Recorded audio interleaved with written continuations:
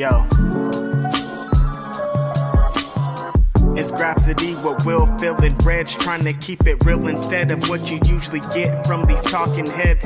It's Grapsody, we're here to fill the void. 3 black fans, different perspective, gotta fill your voice. Coming with the podcast, talking majors, indies in between. Yeah, it's all that, and we're down with Fightful, better fall back. Coming for respect, we connect like a ball bat. No need to double check, these are all facts. You're listening to us talk raps. You're listening to us talk raps. Will, Phil, and Reg. Yeah, we're Grapsody, here to talk raps. Yeah, we're Grapsody, here to talk raps. Yo, I was just sitting here before we went live talking about the irony of the fact that we start our podcast with an epigraph and none of us have seen The Wire. I, by the way, have just started The Wire. In the year of 2023. Never seen it. I'm effectively late. But if I remember correctly, Will Washington has never seen The Wire either. So pretty ironic that we start our podcast with an epigraph. But I digress. Yep. You know what it is. It's Saturday. It's noon. You're here for a reason. We appreciate you being here. This is Grapsody. I'm Phil Lindsay. Of course, I'm here with my co-host, Righteous Reg. In the building, it's your boy, your favorite rapper, your favorite writer, your favorite podcaster. It's Grapsody. It's Saturday. I was watching the intro to our show, and I was like, this is a groovy tune. Shout out to everybody who likes our intro, though. I was thinking, I'm heading to Seattle tomorrow for Wrestle Dream. Very excited about that. That I should wear that exact outfit that I have right there on the intro. I got the Nirvana shirt. I got the flannel. Like, I'm just ready for Seattle in the intro that we recorded in March. Did not know you were going to Seattle. We'll get into that later, I suppose. But we also have a guest. Man has been at WWE. He's done a little bit of commentary. He's done some ring announcing. It's all over the place. Mr. Jonny Loquasto, what's going on, bro? Gentlemen, it's good to be here for the first time, long time. Fightful does amazing work covering everything. And you guys are so unique in the show. I've been a fan for a long time, and I'm actually regretting that I didn't wear my De La Soul shirt. I see your Wu-Tang shirt. I should have popped that one on before we recorded. Big. That would have been perfect for Grapsody. Thank you, Dave. Would have been perfect for this audience for sure. Hopefully, before I started this podcast, I always want to pronounce people's names right. As a black man, I know what it is like to sit in a room. It is like it's an ongoing joke. I mean, Key and Peele made it into a whole thing mispronouncing people's names. So, just want to pronounce people's names correctly when they come on our podcast. Yes. That's all right. Hey, look, Italian names are just as confusing, and mine is so unique. I actually talk about this in the special. Anyone with my last name is a direct relative because of how small our family is from Sicily, and the way our name got changed at Ellis Island. It's a very unique way. The initial spelling of my name actually means the broken in Italian, and you could figure out where the joke goes from there. But yeah, our initial ancestor apparently had some kind of physical disability, and that's how he got his name. And here I am. So, wow. Yeah, man. I would not have guessed Italian when I looked at that last name. I would have, I don't know. I don't know what I would have guessed, but I don't know if I would have guessed Italian. But here we are. Man, as we said to start your introduction, you have done commentary. You have worked at WWE. How was that experience? How was it working there and doing commentary? Very surreal. I mean, from the opening, number one, I never thought I'd be able to work in pro wrestling. And then 2010, I got my first opportunity thanks to David Marquez. And then, I was working for the United Wrestling Network, Championship Wrestling from Hollywood. A lot of people had heard of. It was on 150, 200 markets across the country. And started off I remember my first interview ever was with Scrap Iron Adam Pearce, who obviously WWE fans now know he's the guy in charge. But 5-time NWA champion, just a legend in the ring. And, I'm working on the show for 8-9 years and then progressing from interviews to doing color to doing play-by-play. And you know how it is. There aren't a lot of broadcasting opportunities that really open in the world of wrestling. Even to this day, there really aren't that many. Yeah. And, you have enough friends over the years that go to certain places. Obviously Pierce went over there. Nigel went over there. And Nigel and I are very close. And I guess an opportunity opened up to where there was an opening and they were considering, I don't know how many people. And I remember I got reached out to in March, actually early 2019, and they had me send a bunch of stuff over. I already had, a lot of footage. I just gotten back from Pakistan for the second time. I was part of a team that brought pro wrestling to Pakistan for the first time ever. Wow. Let's really talk cool. about that soon. Man, it was very surreal. We did it first in 2017, then in 2018, and they're an incredible group.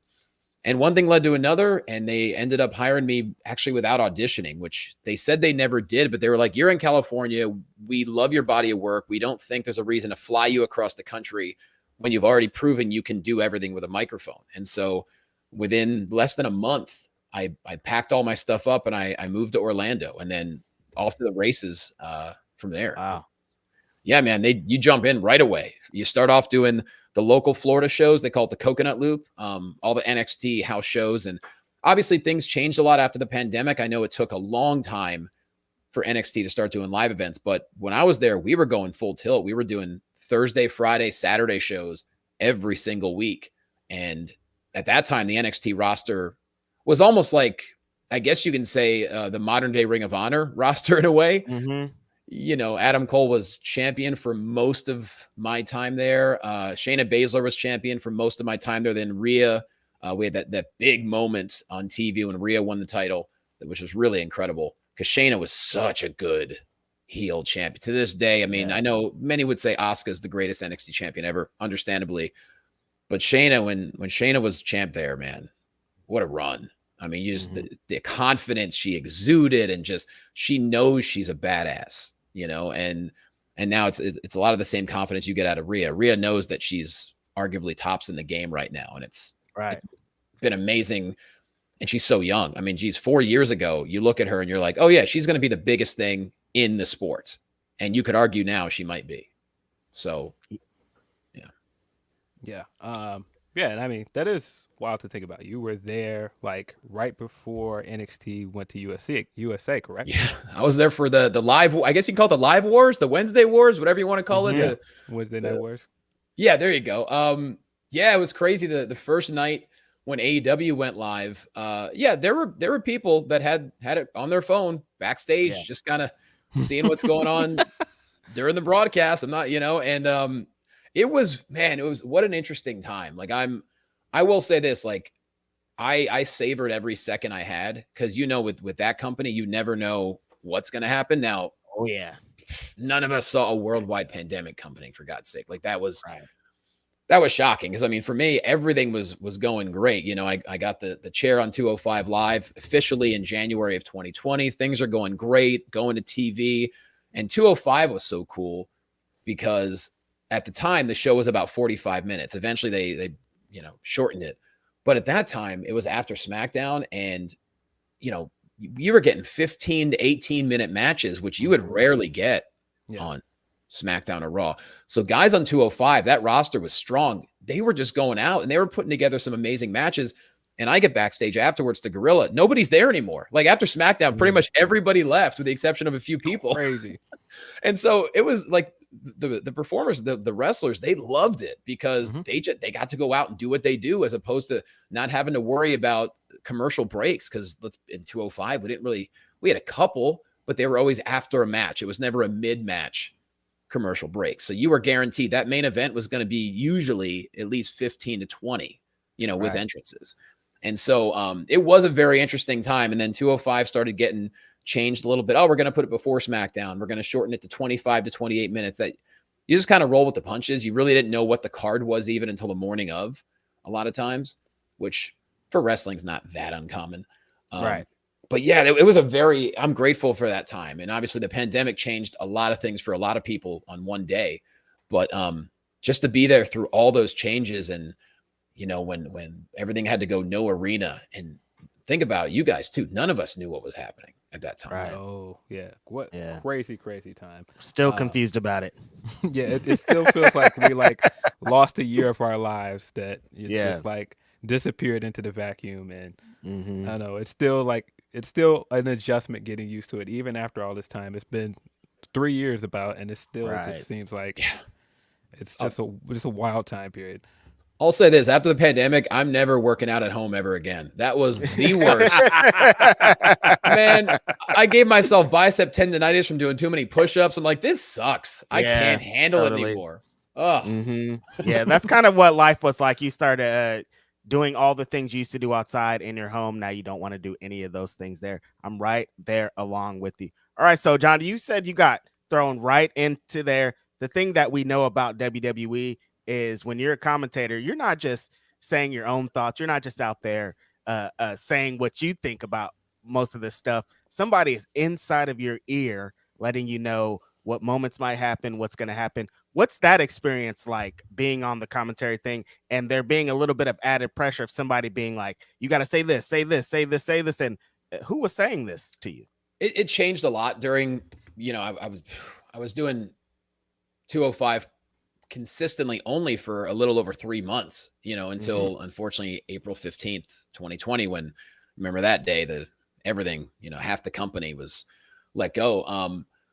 For 205, it really wasn't that bad, to be honest with you. But it changed. Adam Pearce was producing for a lot of it. So having him in my ear, it's like having your buddy in your ear. So for me, he trusted me. He let me do it. If there was something I needed to do, like a countdown, countdown to a break or something like that, or, easy.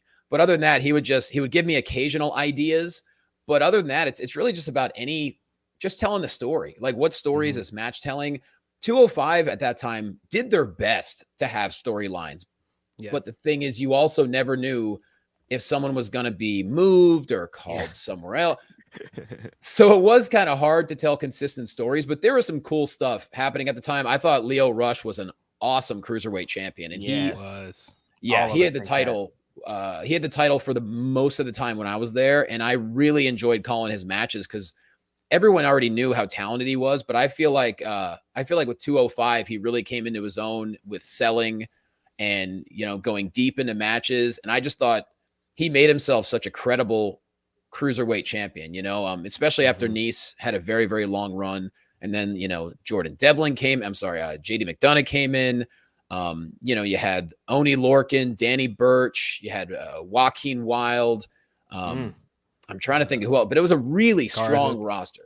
Yeah. Oh God, Garza. Love that guy. Yeah, Garza came in because Garza's the guy that beat him for the title on NXT. But I thought Garza during that time period, you couldn't tell me at that time this guy wasn't going to be big. I was like, this guy gets to the main roster, he's going to be off to the races. He's got it. He's got the look. He's got everything.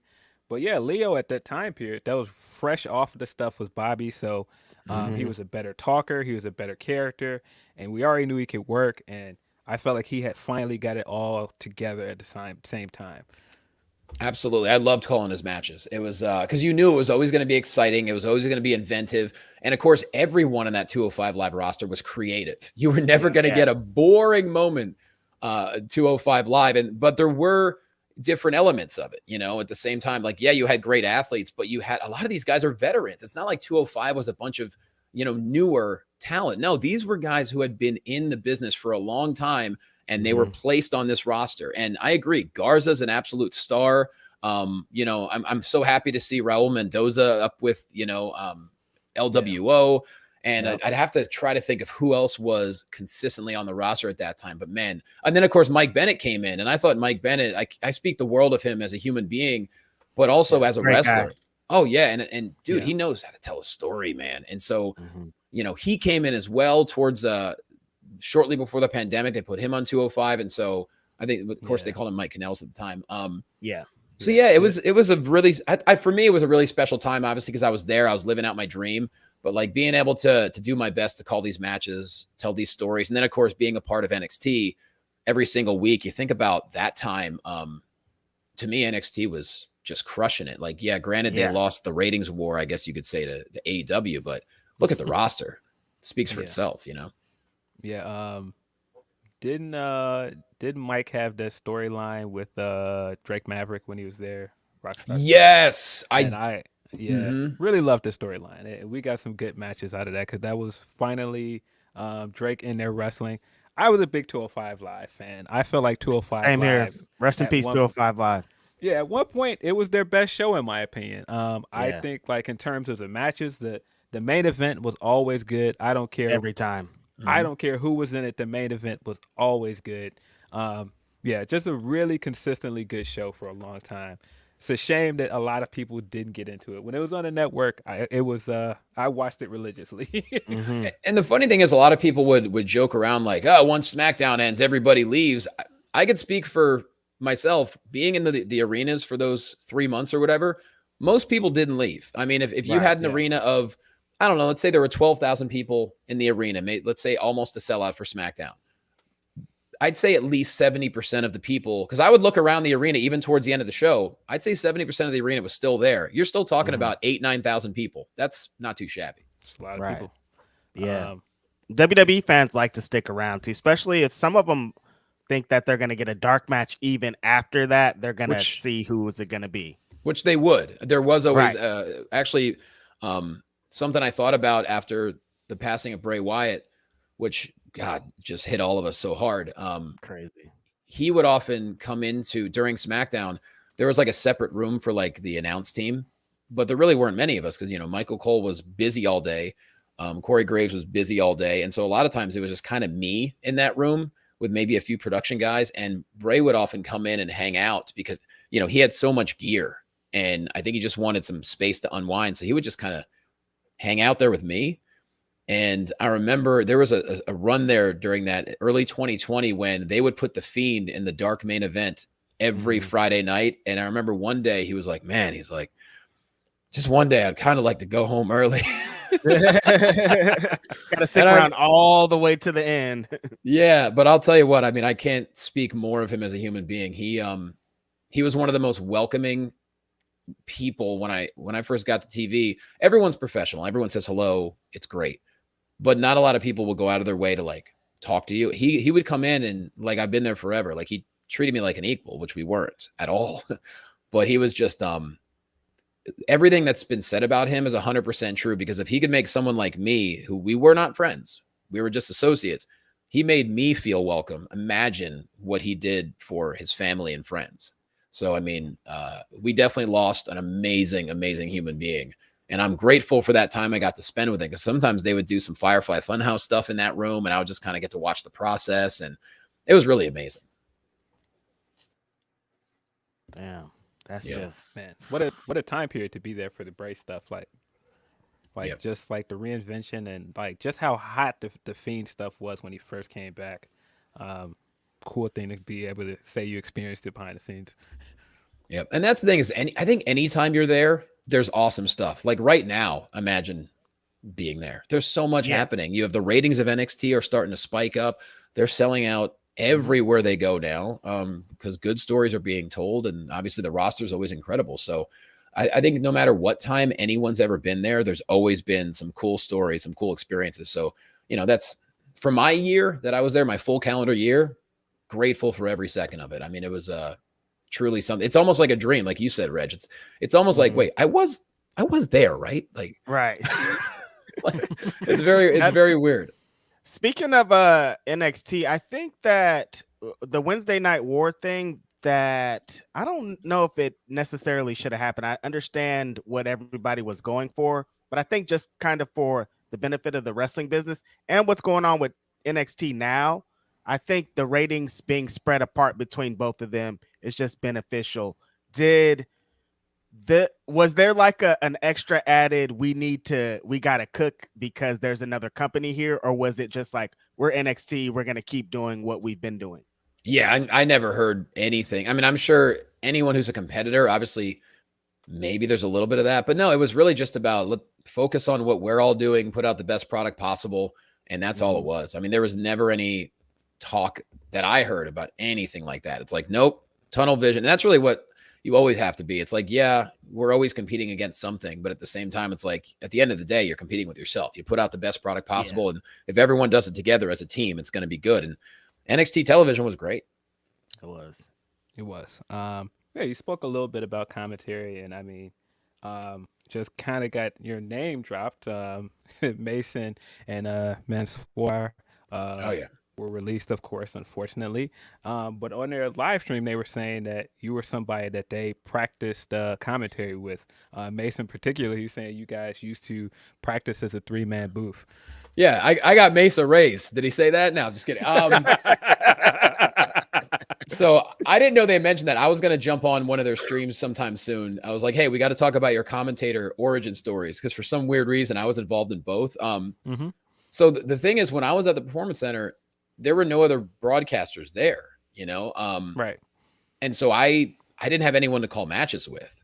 So I'm not kidding when I would say I would just literally ask wrestlers to take time out of their day when they weren't training, like, hey, do you want to go call some matches? And, you know, Brennan Williams and Mansoor were they're best friends already. That's clear. But they were always on board. They were always on board to do it. Another guy that helped me out immensely was Matt Lee, or Matt Menard, who's, you know, obviously with AEW now. We had so much fun because there basically there was a side room that I just called it the announcer room, the commentary booth, whatever it was, where there were TV set up, monitors set up, and basically you just call matches and practice matches. And they would use it for a bunch of various things. Like I know they would use it for NXT UK if anyone was patching in from America, you know, to broadcast their stuff like that. And so it was basically my job to come up with my schedule during the week. And for me, I'm a first to show up, last person to leave kind of guy. Like I went to every skull session possible. Like for me, I wanted to soak it in, because that's just, you hire me, I'm going to make sure you don't regret it. That's the way I look at it. Right. So I'm asking everyone to call matches throughout the show. I'll try to come up with everyone who actually said yes over the year doing it. But yeah, Matt, Brennan, and Mansoor were the 3 that were always like, yeah, that's fine, let's do it. And so we were calling matches, and it was really fun. I will say the matches I called with Matt could never be broadcast because he's way too funny, especially.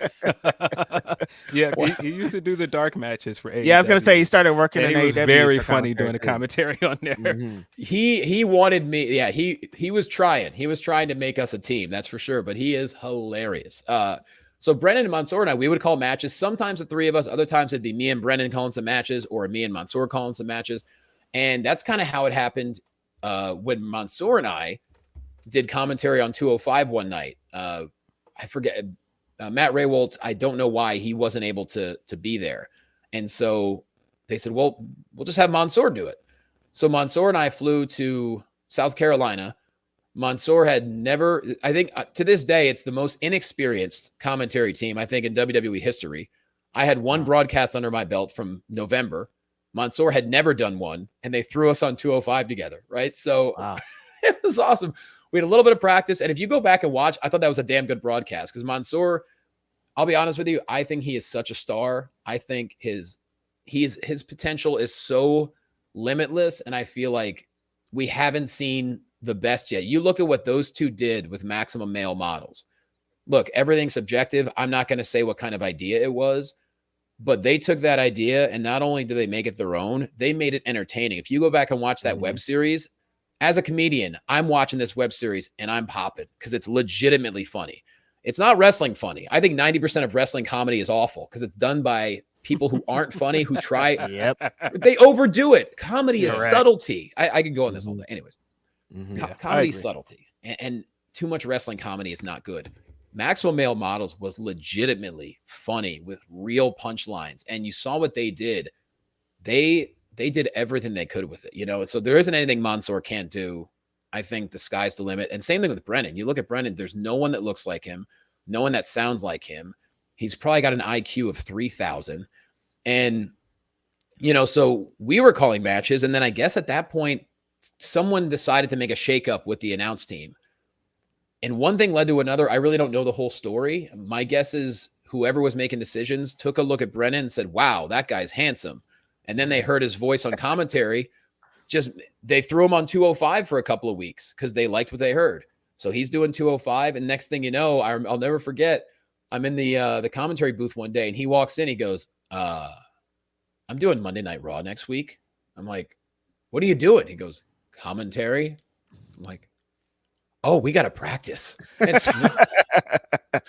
And so we called as many matches as we could leading up to that first Monday Night Raw, where it was him, Vic, and I think Jerry Lawler.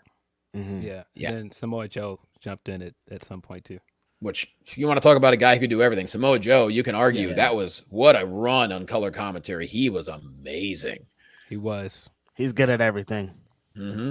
But We yeah, have I mean, a super chat actually, real quick. I want to get into. Yes, boy says, I remember Johnny and Kathy from AfterBuzz TV.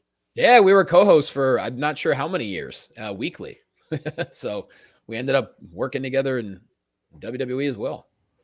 Yeah, that's interesting because we had talked about before we came on the show. We talked about names and how WWE wants you to have a gimmick name or a work name when you get up there. And Kathy Kelly somehow got around all that. Good for her. It helps her brand, that's for sure.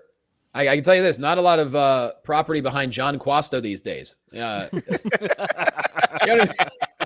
was a cool name. I like it. It exists. But some people still know me as that, which is great. But yeah, man, it's crazy to see. Like, I'm very happy for Brennan Mansour. They had an awesome run. I mean, Brennan was with the company off and on for pretty much 10 years, and that's how it happened. That's how Mansour and I did a show together, and that's how Brennan ended up going from not calling anything to being on Monday Night Raw, literally in a matter of maybe 6 weeks. Because in wrestling, you truly never know what's going to happen. And even in the biggest company in the world, you definitely don't know what's going to happen. Yeah. Yeah. Randy was telling us a similar story about how she became a announcer. She just came in one week and they were like, yeah, you're doing it because we heard you were good at it because you did it a few times. So, yeah, we need you to do this. And guess what? She was awesome, was. So, yeah, you don't know what opportunities are going to come up. I mean, I got to start joining the SmackDown Live tour. I wasn't expecting it, but they needed someone to do it. And that's a whole other experience. Once you get into the arenas and you're hosting the live events, I mean, it's pressure, but man, was it fun. And so you just don't know, like, you hang around there long enough, the opportunities come, you just got to make the most of them, Yeah. I imagine doing announcing, at least you're like in this corner of the arena, you're behind this desk and the people in the arena can't even hear you, but as an announcer, you have to be dead in the middle of the show every night. Right. Yeah, no, you got to be on point. I remember, I think it was a show at Staples Center, which is now Crypto.com Arena, late. It was like the holiday tour, 2019. And there was a match between Lucha House Party and now FTR. And I want to say it was Kalisto got injured during the match. Lucha House Party was supposed to go over, and unfortunately Kalisto got injured, and FTR, being as brilliant as they are, they realized it and did a quick roll up for a finish. They hit the Lucha House Party music, so I was just like, oh. I just kept my mouth shut, and I was like, let's just hope they realize this. A couple seconds later, sure enough, the music stopped. The FTR music hit, and then I made the announcement. So, like, you have to be on your toes at all times because you don't know what's going to happen. And obviously, we want to make it as much of a sport as possible. So, I wasn't about to announce FTR as the winner over Lucha House Party music, and I certainly wasn't going to announce Lucha House. So it's like you just never know. You just got to make sure you're paying attention. Yeah. Tough one. Yep. Yeah, I did remember you on AfterBuzz. I believe you were on AfterBuzz with Evan Mack as well. One of my favorite people on the planet. There's no one I'd rather co-host the show with. Him and I to this day, we still talk about, like, one of these days, bro, we're going to host something together. We're going to get our own show. One of these days. We've got a few opportunities, but they weren't good enough for us to take them. But yeah, he's the best. Yeah, still could happen. Yeah, I always shout out Evan because him and TK are one of the people that gave me, like, one of my first big breaks. When I first started writing, they featured one of my articles on their show, and I got like a lot of exposure from that. So I've always been appreciative of him for that. That's awesome. But you've got a special coming out, because if it's not just enough that you've done commentary, announcing, and a host of other things, you also do voiceover work, and you are a stand-up comedian. Tell us about this stand-up show. I'm really proud of it. It's called Saudi Stepdad. I know you look at my face, it's a bit of a weird title. Let me explain. Because some people have seen the thumbnail and they're like, hey, man, what are you trying to do here? I'm like, nah, relax. So I've been doing stand-up for off and on 17 years, and I already have one special out called Physical Therapy because it kind of chronicles my life, leading a double life. One as a physical therapist, one as a comic, and one as someone who works in wrestling. And so I did that. Many and then, hats. Yeah, a lot of hats.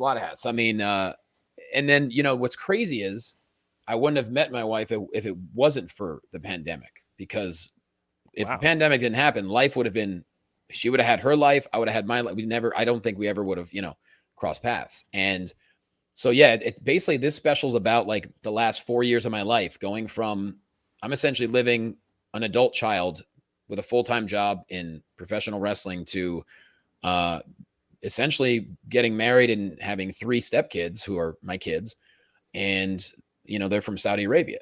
And so 2 people from literally completely different worlds, from different parts of the country, coming together and just creating a family together, while I still try to balance all my child, like, my voiceovers, working in wrestling. And now I'm doing MMA and boxing and all this stuff.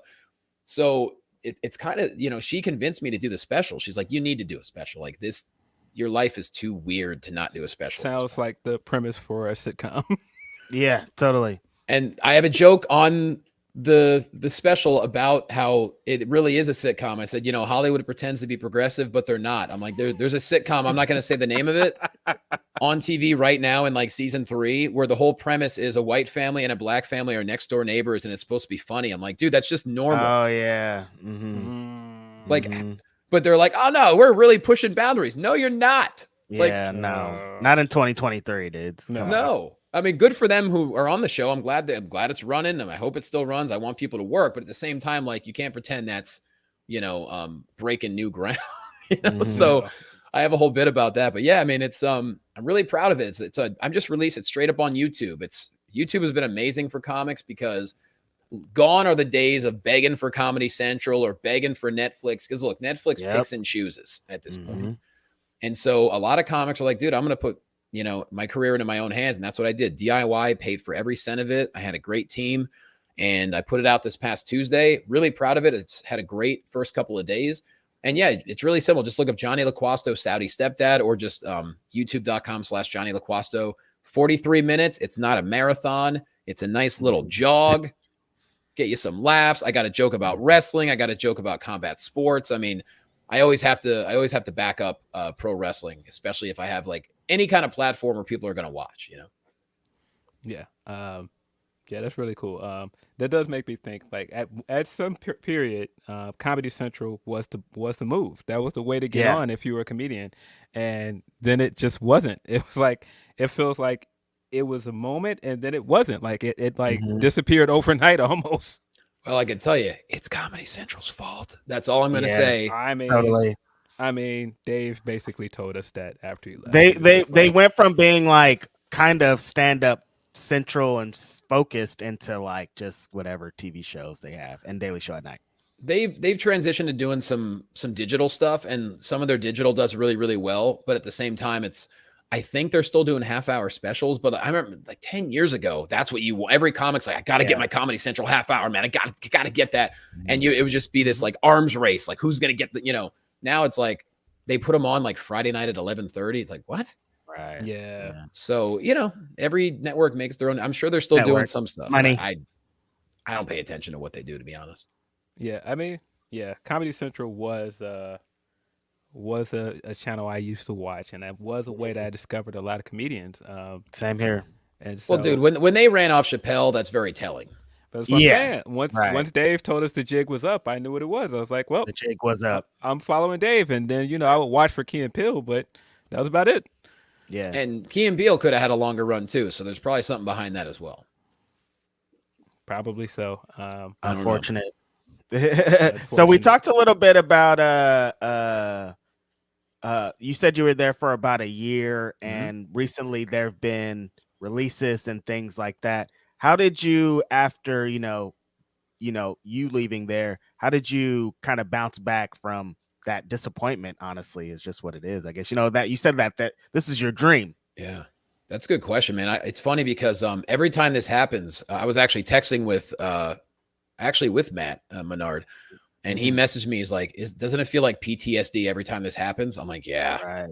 Every time you see this happen, it hits you. Whether you are an in-ring worker, whether you're on the broadcast side, whether you're on the production team, anytime you see this happen, it hurts because you go back to that. You're like, man, I remember that day. Mm-hmm. I think for me and everyone who got released on that day, this was the first wave, and this was the biggest one in company history. Don't forget, April 2020, we were not only at the height of the pandemic, we were in the most clueless part of the pandemic. We didn't know anything. No. So to be honest, like when that happened, I think a lot of us were shocked, but at the same time, like there was no bounce back at that time. It wasn't like I to this day, I still haven't made an announcement on social media like, hey, I got released. I'm taking bookings. Cause for me, so many people got released that day. I have so much respect for the business that I was like, you know what? A day like this is for the wrestlers. I'm not going to draw any attention to myself. And I remember like a lot of people, they had no idea who I was. Like I remember someone sent me a link that was funny. It was like Dave Meltzer was reading off all the people got released and he mentioned my name and he goes, yeah, I believe he was still just started training at the PC. I'm like, no clue who I was. He thought I was like some new wrestling talent that was hired. Like, I'm like, no, I'm not NIL, bro. I'm on the broadcast team, but NIL. So that was all. I saw that and I was like, no, I'm just not gonna, and plus you never know if you're gonna go back. And right, there were multiple times where I thought it was gonna happen, it didn't, and life is life. We move on. So for me, there was obviously no wrestling at that time. There was no way to do stand up. Stand up was shut down. So for me, I just went back to physical therapy. I went back on the front line and I was working in 2 hospitals as a PT during the 2 biggest waves of COVID, the summer of 2020 and the spring of 2021. And I met my wife during that time. So it was crazy. I mean, one of the hospitals, I was driving 70 miles each way to do a 10-hour shift. God. And that's crazy. It was. And here's the thing. It's like, look, we all had something during that time. Yes. And I'm never going to complain. I'm grateful I got to make money during that time. I'm grateful I got to work with patients. But I remember there were moments though, because this is in Florida, by the way. Florida, their COVID numbers, astronomical. Ooh. I never got COVID. Then I went to Florida for WrestleMania and got COVID.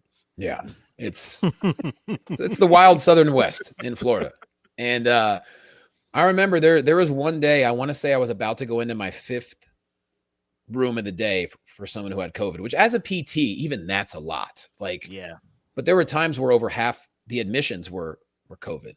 And I remember I'm fully gowned up. I look like I'm an ET. Like I'm talking, it looks like a full hazmat suit masked up, and I remember thinking to myself, like, dude, 7 months ago, I was in like a damn near sold out Staples Center with a microphone in my hand. And now I am on 4 hours of sleep, exhausted, about to go into a room of a patient who might die. I'm like, life is nuts. Yeah. And so I think it makes you think back to being grateful that we're not there anymore. And let's hope we never get to that point ever again. But yeah, as far as a bounce back, everyone's got their own individual story. I didn't bounce back for me, it was just a couple of months of just being at home. I would just drive anywhere I could for a hike. I was driving as long as 100 miles just to hike in the middle of nowhere for a couple hours a day to keep my sanity, because I didn't want to think about what I thought I had lost. And then in actuality, I did lose that, but then I've gained so much since. And I'm grateful. I got 80% better as a broadcaster in that 1 year. And I can honestly say now I'm better than I've ever been. Like I said, I'm calling MMA pay-per-views. I'm calling boxing pay-per-views, and I'm still working in wrestling. And there's no one with my skill set. I mean, what other commentator on top of everything I've done also has a master's in physical therapy and knows the body? So, and I'm also at the point in my life where it's like, yes, humility is important, but being honest is more important. It is. Any company can toss me on national television this week and they'll be in good hands. And I'm not under contract right now, and that's fine. Will I be in the future? I don't know. But all I know is any company who brings me on is going to be better because of it. So we'll see what happens. But yeah, I'm grateful for everything, even the rough patches for sure. Yeah.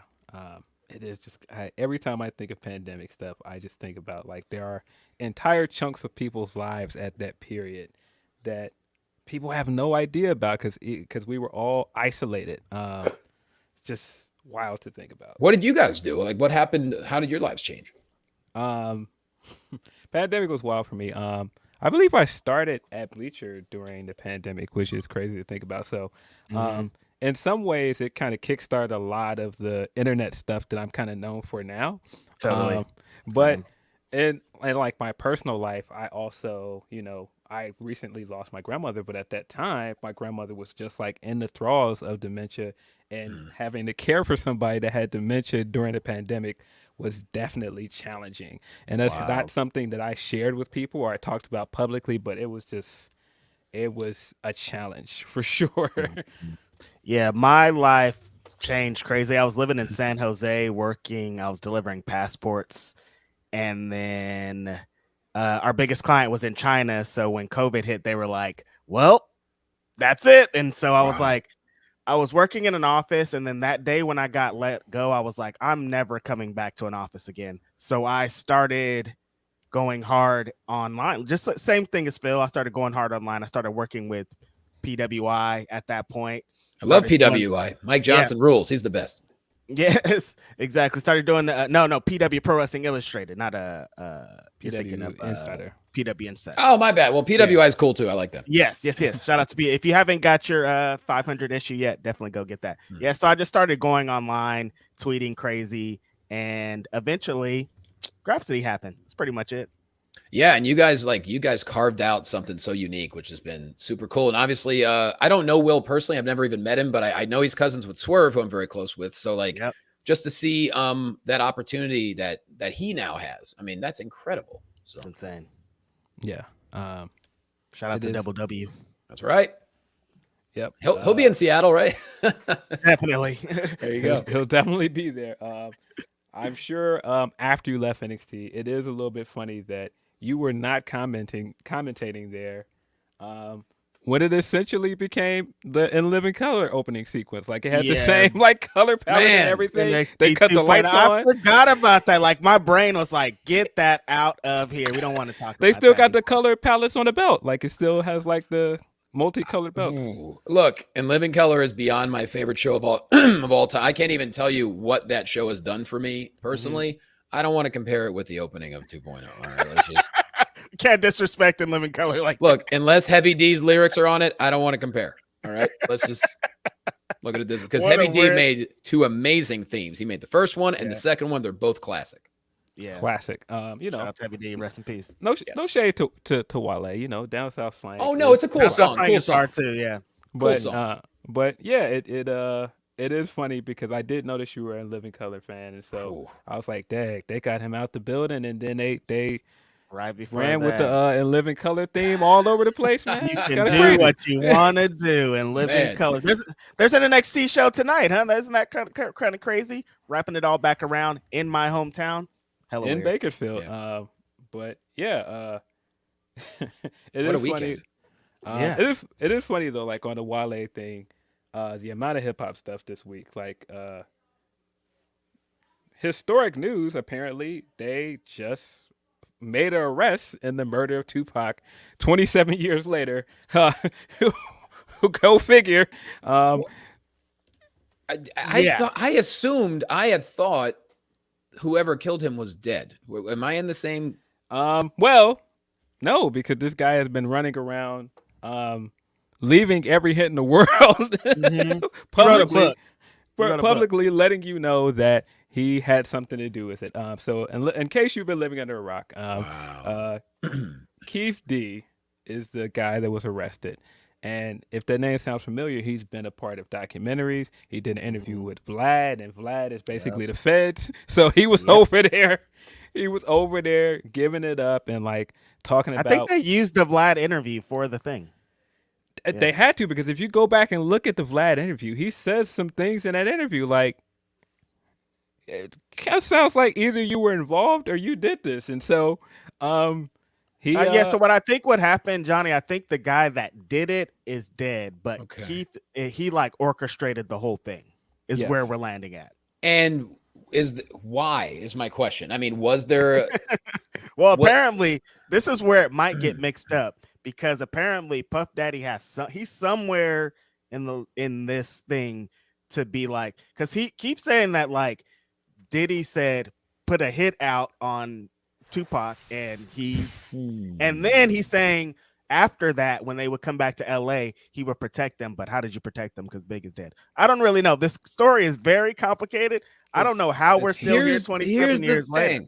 I am not trying to criticize anyone who wants to thank God, but if you look when Diddy got his lifetime achievement thing at what recent award show was it? I forget. It was the Hip Hop Awards, maybe. BET Awards, yeah. Dude, he mentioned God so many times. I'm sorry, I don't know.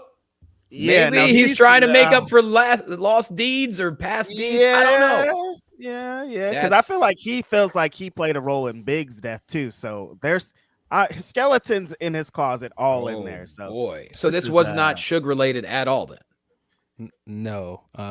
No. Yeah. So Oh, they try to get him too, pretty much, is what the story is. So what this guy is saying, this Keith D guy, he's essentially just saying he was a hired hitman out of the blue. Is that okay? What is it he's trying to say? Well, I think he's a gang member, so there's some gang ties. There's a lot. It's deep. Yeah. So of course the long story goes that Pac was in Vegas, got into a fight with some guys that were gang related, and these were guys that you weren't supposed to touch at that time. They ran back and told their people, and those people came back and killed him. And Keith D was among these people apparently. He was arrested on Friday. Just the fact that he's just now getting arrested in 2023 is insane to me. Well, they keep putting these documentaries out, Phil. They won't stop. Every time I turn my TV on, they're like, new Tupac documentary. I'm like, how much more can we know? But look, I guess it worked. Yeah, unbelievable. I mean, how old is this guy? Got to be in his 50s by now, right? He's an old man. I think he's 50. But yeah, when I saw it Friday, I was like, what? And so, of course, you've got all the other news around it. Jada Pinkett Smith has commented on it. Less people expect it because she was good friends with Tupac. And, of course, people have roped that into their usual Will and Jada stuff. But this has just been a weird 24-hour, 48 hours news cycle of this. Of like, this is really a thing that we're going back to Tupac's murder. In 2023, like I said, 27 years after he was murdered. Insane that it took this long to make an arrest. And you said he pretty much admitted to it. I mean, well, he wrote a book, and he said it in the book that he was a part of it. So I mean, that's evidence, I'm guessing. Yeah, I mean, he's been kind of trying to tell us for a minute. Like he's been telling us, also like you can. Like Phil said, there's documentaries of him being like, "Yeah, I was there." Blah blah blah. This blah blah. Like, why are they interviewing this guy? And then it's like, oh, now it makes sense. Yeah. He was really there. What's the next step? He starts the I Killed Tupac podcast. I mean, straight up, I Killed Tupac book like OJ. Or if I was there, what was OJ's book called? If I had did it. If I did it or something like that. I think you could do that. Which I guess to lighten the mood, because this is a crazy topic. People have been sharing the Tupac skit from In Living Color since this happened with him and Jamie Foxx and Tommy Davidson. Yeah, they played a couple of hapless security guards who never allowed anyone in, and then the real celebrity would show up, and they just didn't believe it. That was from the final season when the show was kind of falling off the rails. I still enjoyed it, but yeah, that was the final season where they were. I read the In Living Color book at this point in the season, in the year, this is about 1993, 94. They were desperate for ratings. And so they were bringing in celebrities throughout the season. They brought in Kareem Abdul-Jabbar. I remember that. They brought in Patrick Ewing, and anyone who said yes, that was a celebrity, they kind of brought in. But I thought that Tupac sketch was great. Yeah, very funny one. If you have not seen it, it's all over Twitter at the moment. Because, of course, people remember these things because Twitter remembers everything. Yeah, they do. But and we got another super chat for Johnny. It's from Yes Boy also. Johnny, did you ever have to improvise live or on tape? Yeah, I guess the question is regarding wrestling, perhaps. Yeah, I would think so. Yeah. There was actually shortly before. I mean, it happens all the time on a live broadcast. Where you have to, where like they're not ready for like the next segment, or there's something that's not going right with the production, where you're on camera and you just have to keep on talking. That's happened to me a number of times over the years. What do you talk about? You're just hoping that you remember what's on the card, and you're kind of putting over the matches. You're kind of like you're just giving an extended preview of what's to come. I remember that happened. Actually, like a month before I got hired, I called a show in Toronto at Battle Arts Academy, which Santino Marella owns. It was a collaboration pay-per-view. Oh man, between Blackcraft Wrestling, which no longer exists, and they had that WrestleMania show that one time, and it was crazy. I forgot about. I was supposed to do that show. Like, you were going to be a part of that show too. I was the play-by-play guy, and oh my god, no joke. I got hired. My contract came in the mail the day I was leaving to go to WrestleMania weekend, and I flew in red eye with the contract in my bag. And I remember talking to wow. I remember talking to I'm just going to say a veteran in the business who knows a lot of things when I got there, because this person was involved in that show, in the Blackcraft WrestleMania show. And I pulled this person off to the side and I said, hey, I kind of have an opportunity coming up and I'm a little worried about, because I just saw the card and I was like, crucifixion, throat slashing. Yeah, it was crazy. Oh. And this person looked at me and said, honey, you can't do this show. Yeah, get out of here. So abort mission. Luckily, they were cool about. I didn't tell them why. I said, "Look, guys, as a physical therapist, it's hard for me to call this kind of whatever." And they were very cool. I love working with those guys. They were great, but I backed away. And I remember I did go there that night, and not only did it start way late, and look, the rest is history. Someone did like a 45-minute documentary on it, but yeah, I was supposed to. But anyways. But they had a couple of great shows before that. So I was calling a show. Scott D'Amore and I actually were doing commentary together. And there was something going on with the broadcaster where him and I'm not kidding, had to talk on camera for 5 minutes straight. Wow. We're just going back and forth. So yeah, you just got to be ready for anything in wrestling. You don't know. That is wild. I could hear Scott D'Amore talking for 5 straight minutes though. Yep, we had fun. I don't know what it was about now, but it was. I wish I could remember. It's a popular Toronto promotion. I just can't remember the name, but yeah, so that did have to happen. And then that was my last show at Blackcraft, because like I said, I was supposed to call the WrestleMania one. But good decision. Luckily. Yeah, exactly. I don't like saying no to anything, but sometimes you might. Sometimes you gotta say no, man. Sometimes you gotta value that no. Yeah, exactly. I don't know. Do we have any other super chats for Johnny before we move on? Orion Ben 666 says, thank you, Johnny, for shedding light on that Brennan Raw announcing thing. I wondered about that for years. Props to all the announcers who endured it. It was a weird switch, weird time for everything. And but look, at the same time, it got Brennan exposure, and then from then, retribution, and look, he endured. And if like I said, I can't speak highly enough about them as people, but also Brennan and Mansoor as talent. Whatever they do next, it's going to be awesome. So, yeah. I just remembered this morning that my friend and co-host of this podcast was like, hey, Phil, did you see this thing we should do on a podcast? And I looked at it and I was like, oh, that is a hard question. And I still have not formulated it. So I'm going to formulate it on air with you. But somebody did one of those, pick 3 of these, and the other people have to go things. And it was with rappers. And 3 of these rappers, I was like, all right. See, 2 of them is an issue because they're both from Chicago. So I'm like, he can't pick 2 Chicagos. Yeah, so I'm going to flash it on the screen right quick. Sorry, audio listeners. But for audio listeners, 6 rappers here. It's Mos Def, Yasin B, Common, Talib Kweli, Black Thought, Royce the 5'9", and Lupe Fiasco. Now, for me, one pick is gonna be Lupe, because if anybody knows me, I'm a huge Lupe fan. I'm not. Yes. I'm not gonna. I knew that one was like automatic. Like Phil's gonna pick Lupe right off the bat. But I thought you might also pick Common because, again, like I said, Chicago. So here's the thing. One Day It All Makes Sense actually came out today in 1997. Incredible album. Invocation is incredible.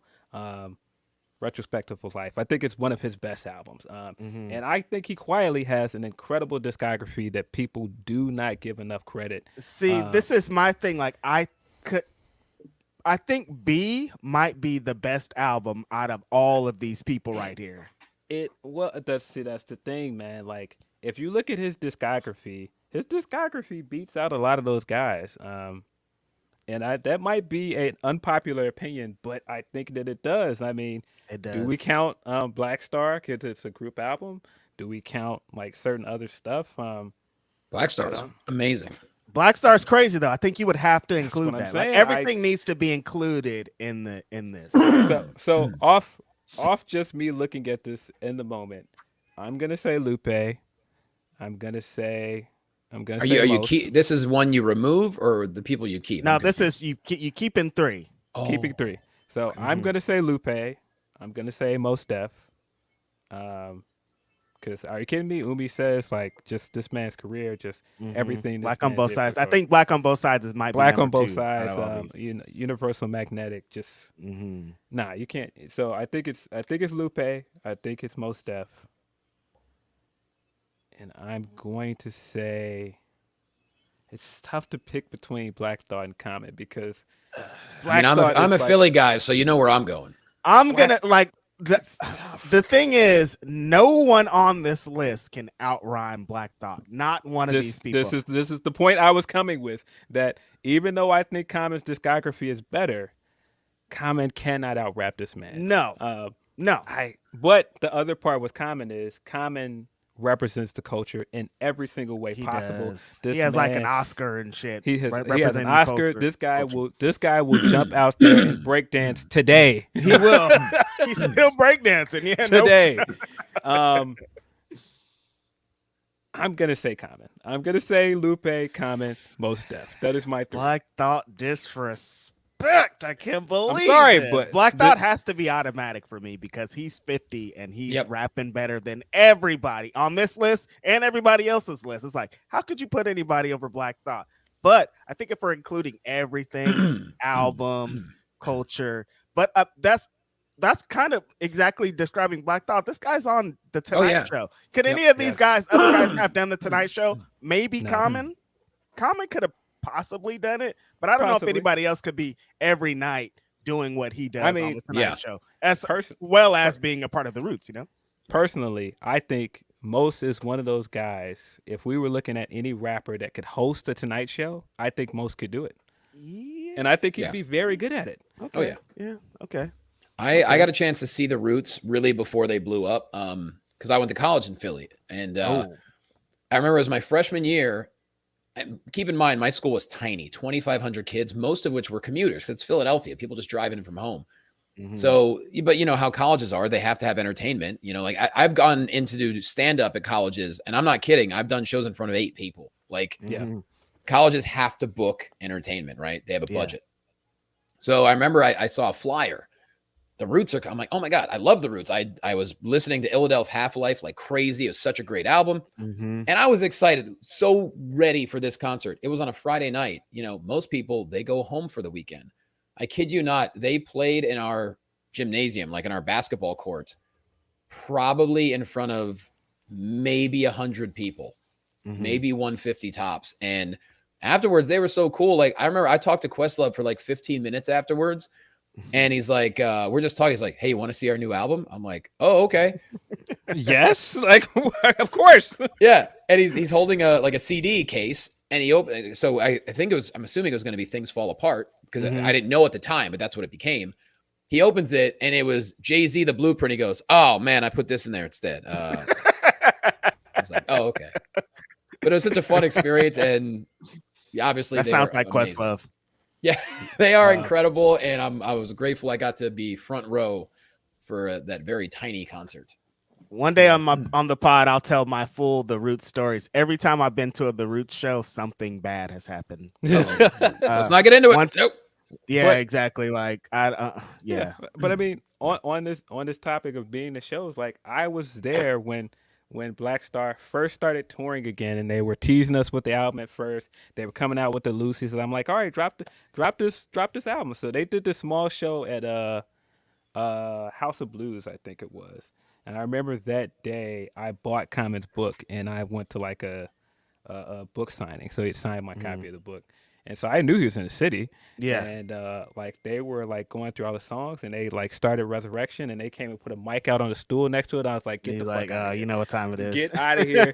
Common comes out and does it first, of course, on Resurrection, and the entire place just like explodes. I was just listening to that song yesterday. Still hits just as hard as it did in 1998. Yeah. So, but yeah, I picked my 3. So, you know, I'm I off the hot said, seat. I don't think I can't put anybody over Black Thought. It's just possible for me to do it. Even after all those disastrous Roots trips I've had, still got to put them up there just because no one out there I think can out rhyme him. It's between Loop and Common for the Chicago representation. When Kick Push came out, like we talked about it on this podcast, like lives changed. Phil's life changed, my life changed. Like I was in Chicago, I was in California, and my life was totally different just because of what this guy did with this song. It would have been impossible for me to not pick Lupe. He's attached to too many personal life experiences. I could not pick Lupe. Yeah. But like I said, when B came out, and like we had known about Common, and Common was already he was already a legend by this point.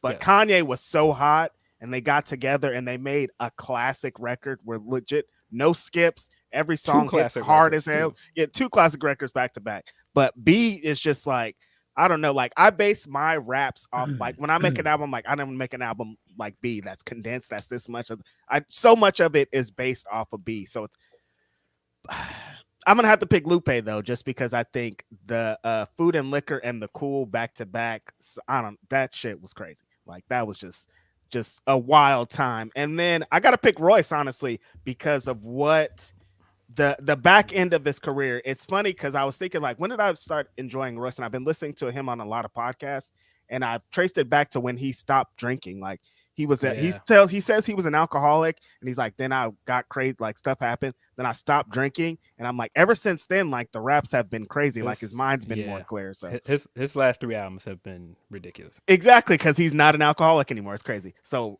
Royce, Loop, and Black Thought are my choices. All right. Black Thought, Mos Def, Common. Boom. Yeah. There you go. There you go. But I'm also I'm old school, a little older than you guys. That's just kind of my generation, you know? Yeah. I mean, I somehow managed to be the guy that picked 2 Chicago guys. Go figure. I knew you were going to do it. Like, I knew as soon as I sent it to you, I'm like, this fool's just going to pick 2 Chicagos. I know what he's going to do. But I mean, Common is Common. I just think he means too much to the culture. They represent 2 different generations of Chicago, too. So I understand. Yes. It is what it is.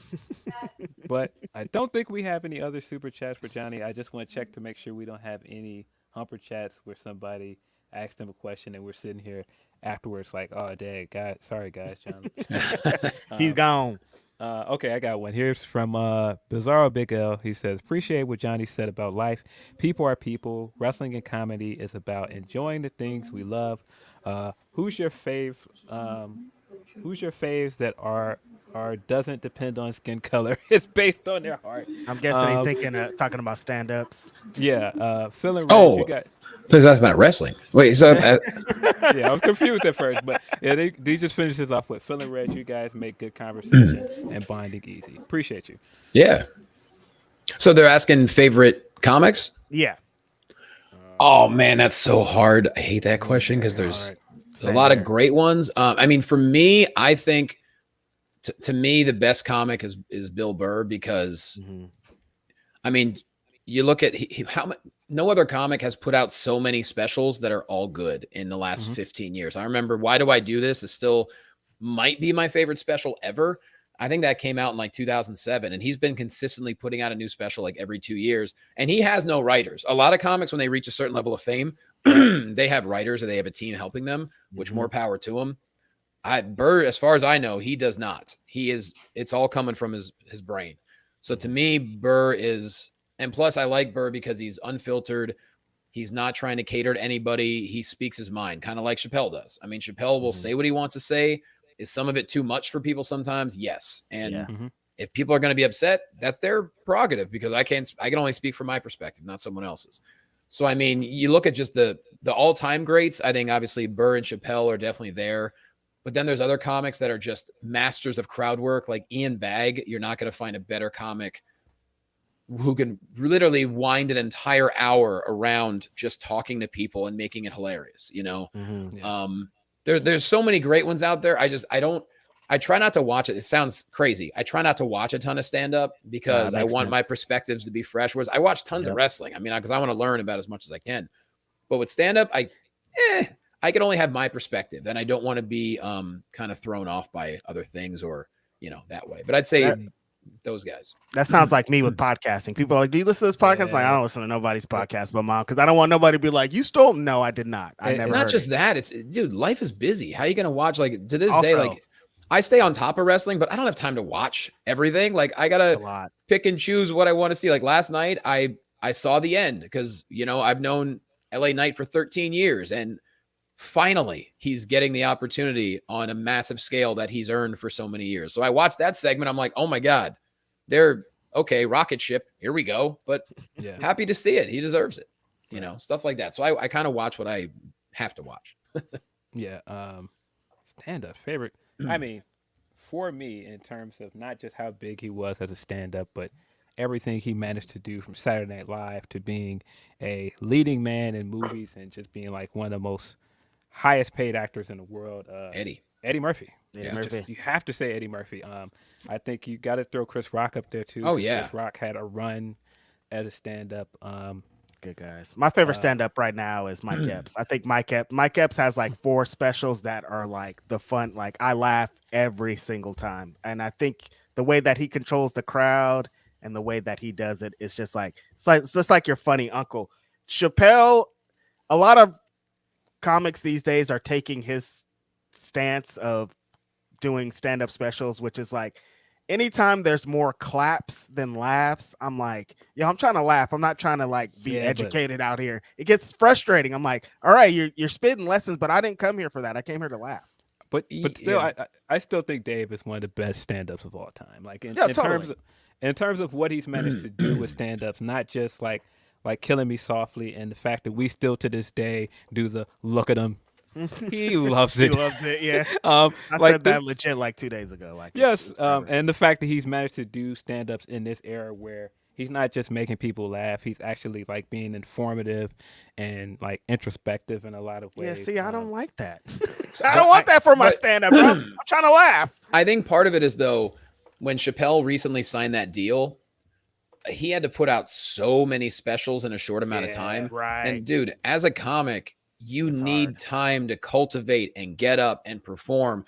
And to me, I think that's why the last couple of his specials seemed a lot more off the cuff and what's the word I'm looking for? Less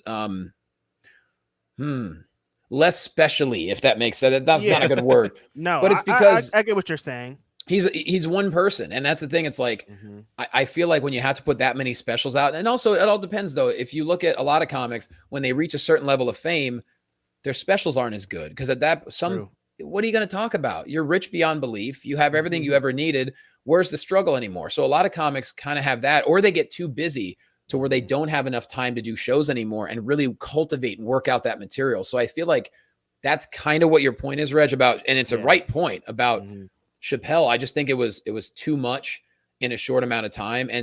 But speaking to Eddie and Chris, the barbecue, one of the funniest things I ever remember from being a kid, the barbecue bit from the Comedian album, and Roll with the New actually inspired me a lot. Like, my comedy album that I put out back in 2017 was really kind of Roll with the New inspired, to where it had just sketches all the way throughout. Mixed in with stand-up.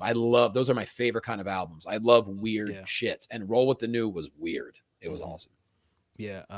But yeah, I understand your point, Reg, but like that stand-up he put out where he did it like out in that field, like right by his house. Like, he put out that surprise special where, and he put it right on YouTube, and he was talking like right after the George Floyd. Right after the George Floyd thing.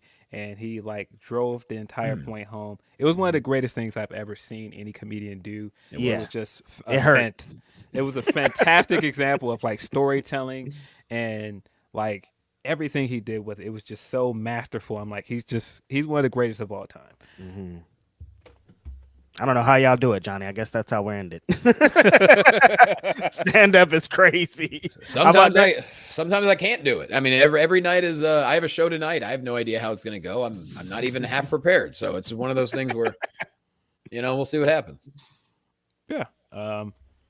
I think that was the only Humper chat we got for you. Yeah. So we can get into some wrestling talk. We got into a bit of wrestling talk. If people were not here for comedy and rap talk, and they're just like, "What are these guys doing?" Rambling on. We got some pretty colossal news this week. Which What happened? I don't think it was hard to predict after she left AEW, but Jade Cargill signed with WWE. We got a huge media blitz this week, which was incredible to see. Not just for somebody coming from AEW, because you would kind of expect them to roll out the red carpet at this point. But to just see someone like Jade get that moment, to see a black woman in that space, and see her coveted as like this hot free agent. It was wild. Like, she got the ESPN announcement, then she got the interview with ESPN with Mark. And then she also got the Ringer interview with Cass, who was on with us when we talked about Jade. And then a week later, I seen that interview pop up. It's like, I can't talk about this. I can't talk about this. I wonder why. I seen it, and I was like, this guy's good. This guy's good. Works at the Ringer for a reason.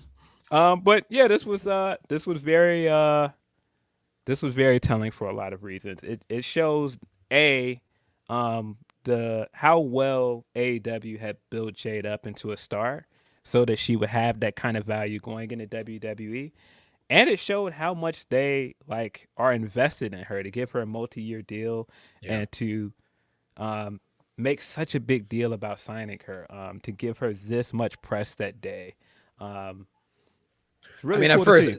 As far as multi-year deal, don't get it twisted. Nothing's more than 90 days with that company. But yes, without question. I mean, you look at her, Marvel or DC can create their own superhero and center it around her. I mean, you look at her and you could marvel, like, how could a human being be that flawless? You know what I mean? Like, on top of the fact, personality, charisma, it's a no-brainer. It's a no-brainer for her. It's a no-brainer for them.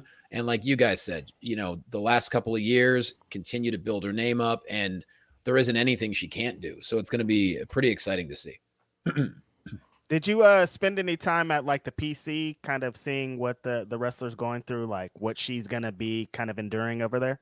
I was there every day. I mean, that was my headquarters. So, I mean, I would usually be in there Monday through Friday, depending on if we had live events. Even if we had live events, I'd go in. TV days, usually the PC would be empty because everyone was, more or less required to be over at the Full Sail.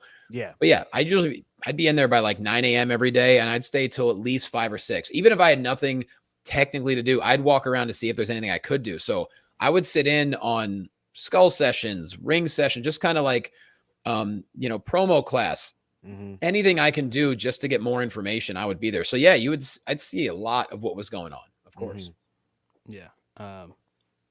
But I mean, the way they handled this as well, just the fact that it's seemingly letting her keep her real name. I thought that would kind of a no-brainer. It made no sense to me to bring her in and make her change her name. She built this cachet based off of her name in AEW. It would make no sense to bring her over and change it to like Jada Parker, whatever that name was. People thought they were trademarking for her. She also talked in the interview with The Ringer about how hands-on she was with her music.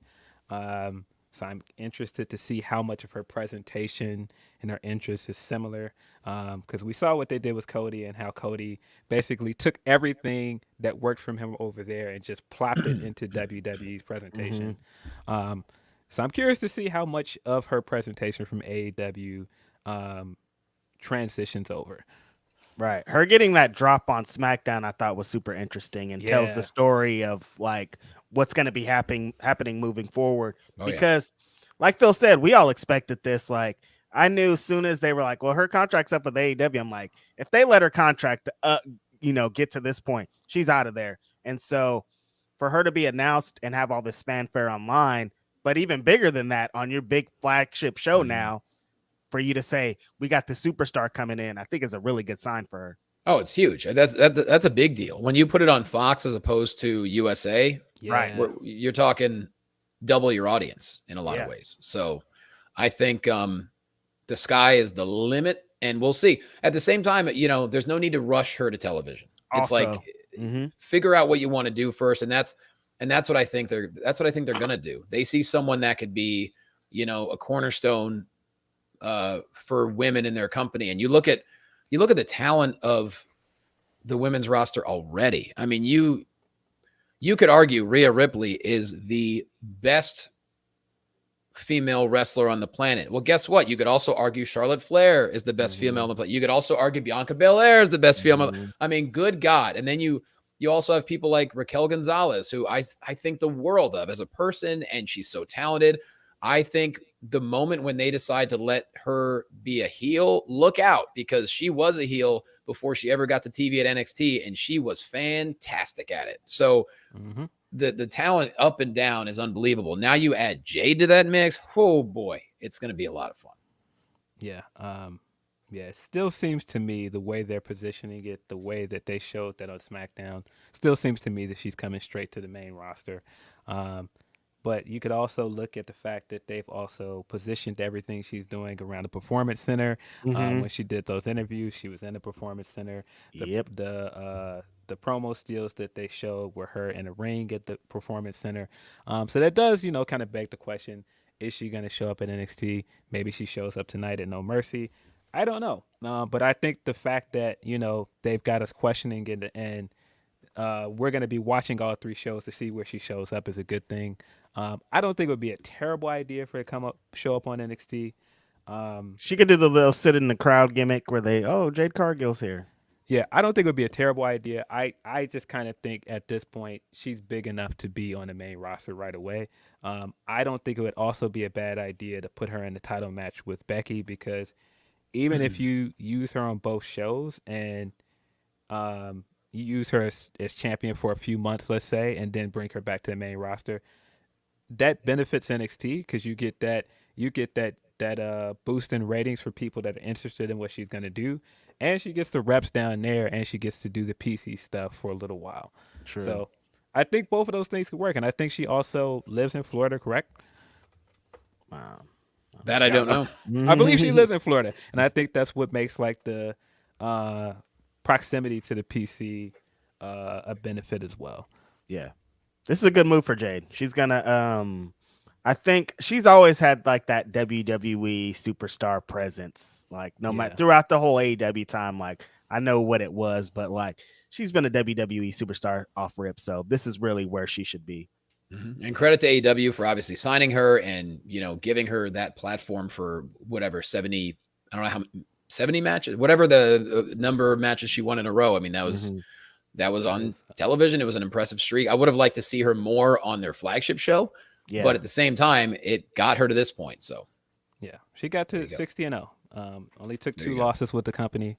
And so, I do think that they are in a lot of ways responsible for making her into a star and building her into this presence that she has now. Yeah. And I definitely don't think that she would have got the carpet rolled out for her the way that she is now if it wasn't for what AEW did for her. I do think that there was more that they could have done with her in terms of storylines and major feuds, some of the opponents they could have put her up against, but hindsight is what it is, you know what I mean? Exactly. So, but I also think like she's going to do really well there. I think that this is going to work for her. I understand people that have trepidations as well. But we'll see. We'll just have to wait and see. I think that there are, of course, big matchups. Everybody's saying Bianca. I do think that Becky feud can happen sooner than we think. Of course, the Charlotte match. You've got Asuka. You've got possibly Kyrie coming back. You've got a lot of opponents. Don't forget about Bayley. You've got Bayley. Yeah, you've got so many women she could wrestle there. Rhea Ripley. So yeah, I'm very curious to see like what is her first match, what is her first feud. I do think they're gonna do the bit. I do think they're gonna give her the natty match straight away because everybody that comes in gets the natty match to show that you can work. And Natty's so good at pulling great performances out of people. So I do think that match is gonna happen. Same.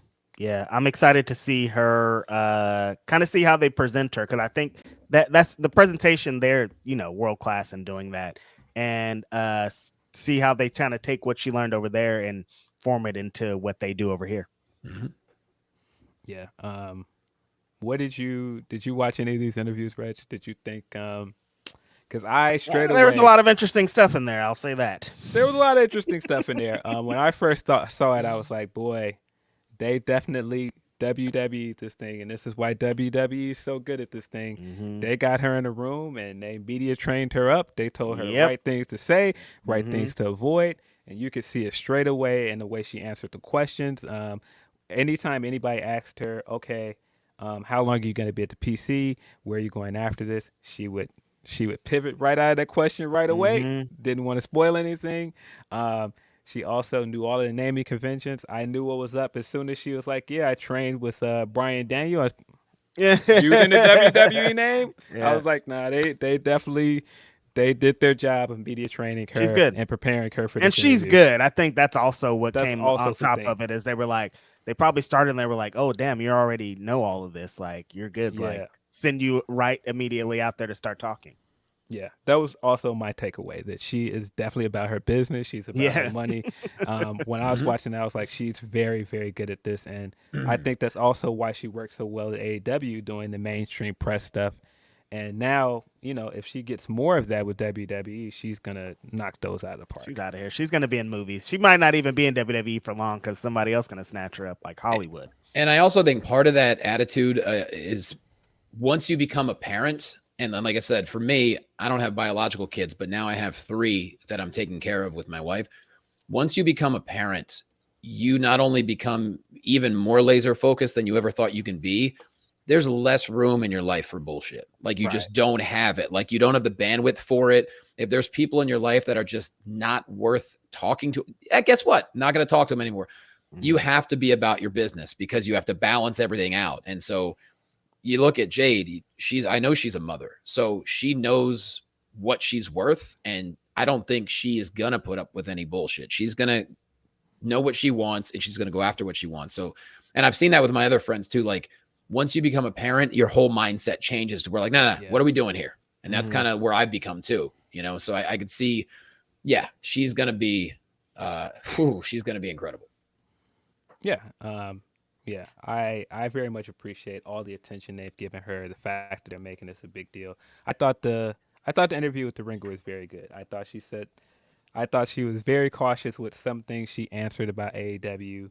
I thought some things. But then those answers were pretty telling, though. Also, at the same some time. of them were very telling. The part where she talked about leadership and the fact that she knew everybody's name in WWE's leadership. Yeah. But that's also, I think they prepared her for the interview a little bit. But what she said about leadership was interesting. She didn't like delve deep into it.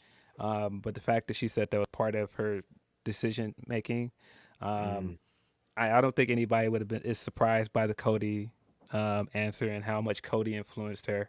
The answer where oh yeah, Will Chisholm says something about that in the super chat. Jade saying Cody was the reason why WWE got her, and saying how good WWE leadership is says a lot, both about WWE and AEW. That was the answer that I looked at, and it was very telling for a few reasons.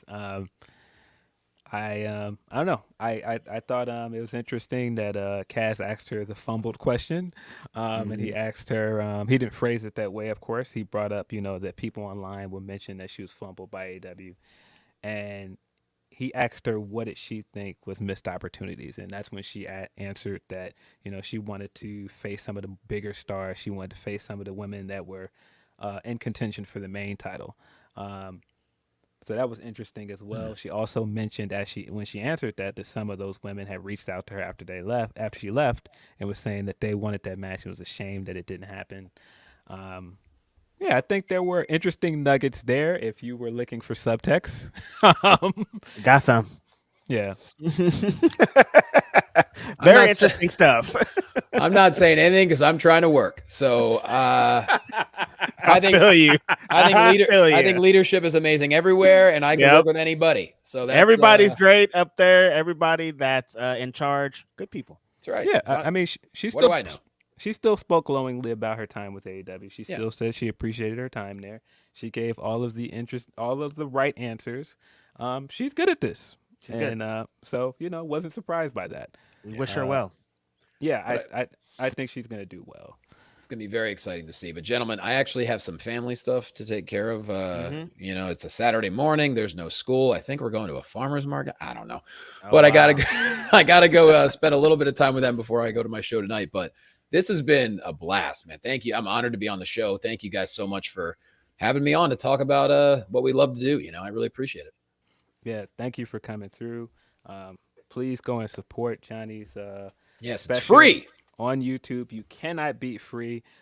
If people don't remember that name, plug that one more time and plug anything else you're working on. Yeah, it's Jonny Loquasto, Saudi Stepdad, youtube.com/Jonny Loquasto. And obviously, I'm sure we'll be posting about this on social, so we'll post the link there. Jay Quasto on social media is JQUASTO. Got some wrestling stuff coming up. I'm the new play-by-play guy for the Ultimate Women of Wrestling, which, my broadcast partners are Melina and Rampage Jackson. How about that for a team? Mm-hmm. Yeah. They're doing some great things. I'm very excited. They just released the event we just did. You could buy it on pay-per-view. If you're interested, let me know. I could send you the info. I think it's only like $10, and it's an amazing roster. I'm also going to be calling Spark Joshi. Their shows in LA on October 11th, and then Orlando October 14th. They're actually running in the same spot where I think NXT is doing a house show somewhere in the Orlando area. I don't really know yet. But yeah, Spark Joshi is an up-and-coming company as well. And, if you like MMA, I'm the play-by-play guy for Titan FC, which you could watch on UFC Fight Pass. And we'll see what comes up in the future. But yeah, I appreciate you guys having me on. And Saudi Stepdad, check it out. Appreciate it. All right. Take care, guys. Take care. Johnny was great. Appreciate him coming through. And be sure to check out his comedy special on YouTube. Here we go. All right. Yeah, let's adjust back to regular life. That's us. I guess we can get into some super chats and humper chats. This is hilarious. Yeah. Appreciate you, Josh. Grapsody 2.0 sounds hilarious. Appreciate you, man. Appreciate Y'all are you funny. guys for continuing to rock with us, man. Grapsody 2.0. Y'all are silly. Yeah, let's get into a couple of these super chats. Tina Key says, good morning, gentlemen. A quick line to say hello. Reg, enjoy your time out here in Seattle. Much loves and many hugs. I'm really, really excited about pulling up to Seattle. So when did you decide to go to Seattle? Because I don't think we even talked about this. I was surprised getting on this podcast and you're like, yeah, I'll be in Seattle. Monday, I think it was. I was like, no, actually I decided on Sunday. I went to the Folsom Street Fair, saw a bunch of wild stuff. My eyes were like, oh, crazy. This is wild out here. I can't believe there's this many dicks outside. And then I was like, look, I got to do something. Look, that's just the way it is. Things will never be the same. So I was like, I was just thinking about like flights and stuff and looked at them like, oh, I think I could make it to Seattle. I'm just going to go on Sunday just for tomorrow, just for the show. And I was like, you know what? A bunch of friends are talking about being in Seattle and all this stuff started happening. I was like, I'm going to do it. So on Monday I did it and I'm going to be there tomorrow. Should be fun. I'm excited. It's a great card. We're going to get into that card later in this episode. Yep. Deontay Swanye says, 5-star Grand Prix winner Suza Suzuki. Gonna rewatch New Japan Destruction. What's good, fellas? Excited for NXT and Wrestle Dream. Whose house? Swerve's house. I see Big Willie Ospreay got another 5. Like Dave just keeps giving up them 5s, man. He can't help it. Yeah. Shout out to Suzuki on that 5-star Grand Prix win. This tournament has been interesting. I honestly have not been able to keep up with it like I wanted to because life is lifing, and there's a lot of wrestling to watch. Life has been lifing. But yeah, I think that's great for Zuzu. Big win for her. Hopefully, some of the women that got injured during this tournament get back and healthy soon. We got 3 women injured. Utami is injured now. Saya Kamatani is also injured. She got injured towards the beginning, and then Starlight Kid got injured recently. So speedy recovery to all 3 of them. I thought Destruction was a great show. I don't know if you watched it. That main event was fire. I keep saying that, man. Suji has arrived, bro. Suji is popular, man. Had a fantastic match with Ospreay. Big 5, like the sporting goods, baby. Yeah, Ospreay don't miss at this point. Ospreay don't have bad matches, but this was really, really good. If you have not seen this show, at least go out of your way to watch this match. There are a lot of other good matches on this card as well, but that main event was really, really good. I'm gonna have to check that out. Van Twinblade says Tankman, Max the Impaler, and PME all had to cancel their appearance last week. Tootie was supposed to surgically remove Tank's knees, but he's a coward. Yeah, I was interested to see why all those people had to cancel, and then I'm like, maybe check the AEW results tonight. Orion Ben 666 says Black Thought gonna come on here with a 10-minute diss. Look, I put Black Thought on my list. It's Phil the one that threw him the smoke. So if Black Thought, if you're listening, it's all Phil. He nothing but Chicago. He can't help it. We're gonna get another list with non-Chicago rappers. I mean, listen, man. Knew where this was gonna go. I'm gonna be a phony, and I'm gonna show up in Philadelphia for WrestleMania weekend, and probably have like an Illa Death shirt on. Yeah, we're going to Philly too, man. Come on. If you don't know, you can get the Grapsody hat in maroon like the Phillies hat. I'm probably gonna just do like an entire Phillies outfit. They're about to get us out of here. We ain't gonna be able to get no cheesesteaks. I'm nothing. phony, but I don't know. I just think in terms of like my preference and just like rappers that like were huge for me. Like I could not imagine like erasing Common's discography. You can't. Like, I can't. Not being that, from man. Chicago. It's impossible. Can't. Yeah. But I knew it. I was like, there's 2 Chicago. No way. Like Lupe's automatic. Like I know. Automatic. Automatic. As soon as I seen him on the list, I'm like, okay, yeah, Lupe. You can't. Anybody that knows me knew that answer right away. So predictable. I knew it too. That's hilarious. Good list though. I like the list like that, like where we're giving it up to everybody on these stupid. Sometimes these Twitter things are like, who's the worst? And it's like, nobody really needs to talk about that. Yeah. Talk about who we like the best. Yeah, and all 6 of those guys are incredible. Everyone is hard. Great careers. Royce is I've been inspired by all 6 of them. Yeah, Royce is extremely underrated.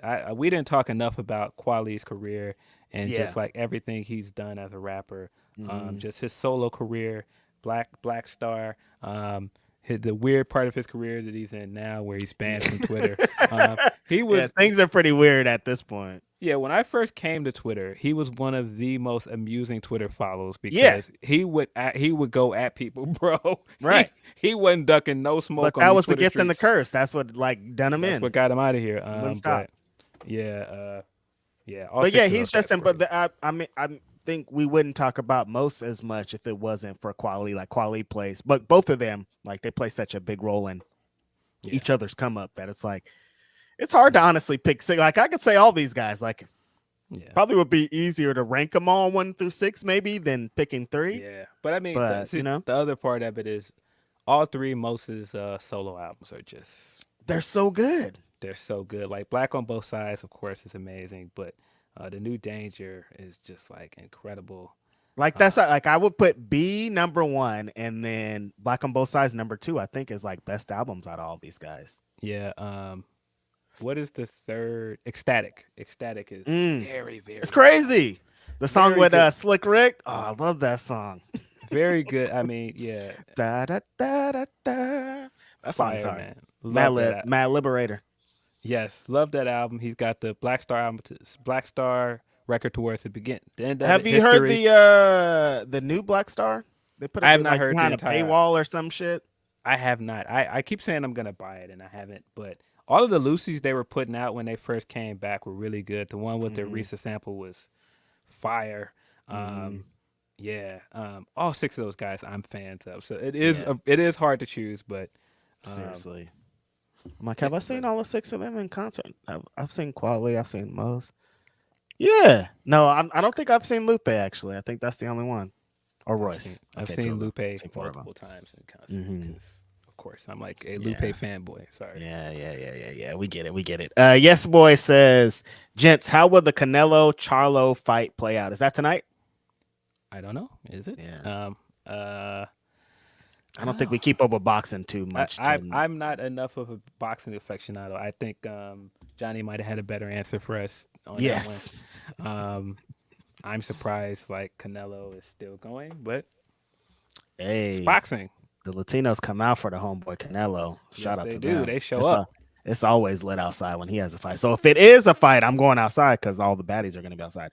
Will Chisholm says, making Jade feel like a megastar was great. And for a black woman getting all the hype, I'm happy for her. Yeah, I mean, I don't want to say it's rare, but it don't happen a lot in WWE where a black woman is getting like this shine, you know? Yeah.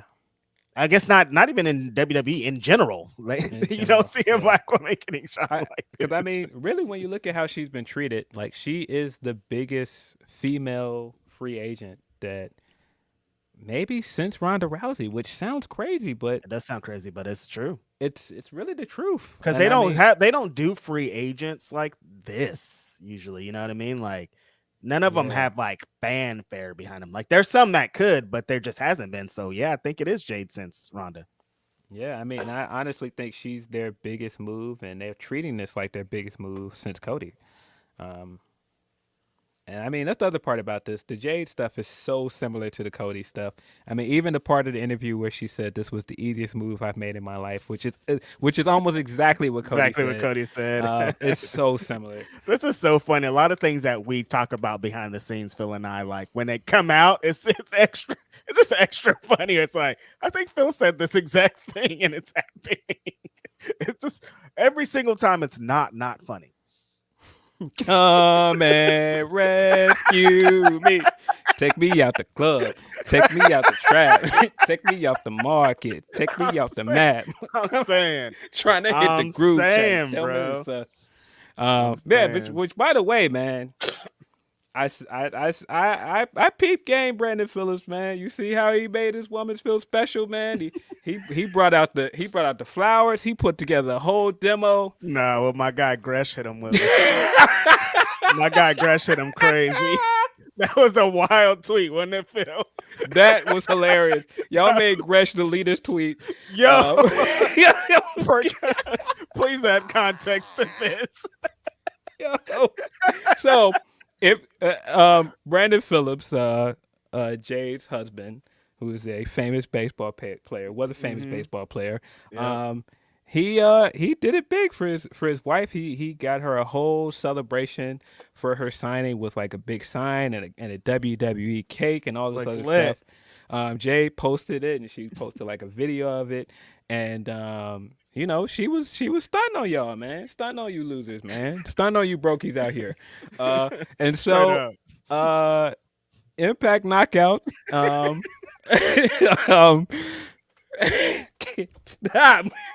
Stop it. Impact Knockout. Jordan Grace saw this, and she joking with Lee was like, "Man, what's stopping you from doing this for me, Jonathan Gresham?" And Gresham responded with, "You didn't go to WWE." How could you say that to your wife? That's crazy as hell. And it's so funny because I can see Gresh like not thinking this is harmless. Like, no, I'm just saying it matter of factly. Joke like, on his wife, like, yo, you didn't go to WWE. That's why. Oh man, yeah, what a funny few minutes of this, and she just basically was like, "You couldn't do it for me signing with Impact. I just re-signed." Very funny few moments. So that was great. Shout out to George. I'm guessing Gresh was like, "This is why I don't tweet." Exactly like I did after that. That's why I don't tweet. Y'all can't let me get nothing off. But I could see this him being his dry humor. Yeah. But yeah, shout out to Jordan. And Like he shout out- wasn't being like "fuck you" to his wife. No, dude. Come absolutely on, you not. He guys. wasn't trying to make his wife look bad, but it just looks so funny, man.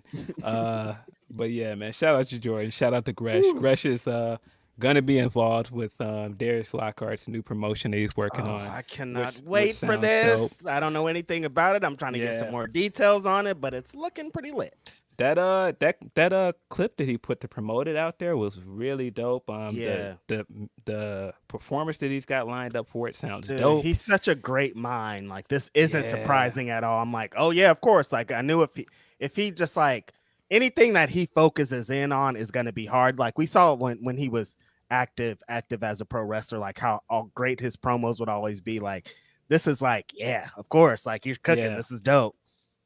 Yeah, he's somebody that takes representation so seriously, I'm saying. and he wants to be a someone that stands up for the culture, and he wants Yeah. to be intentional with everything he does. So this wasn't surprising at all, especially with the way the NWA stuff went, and his brief stint in AEW.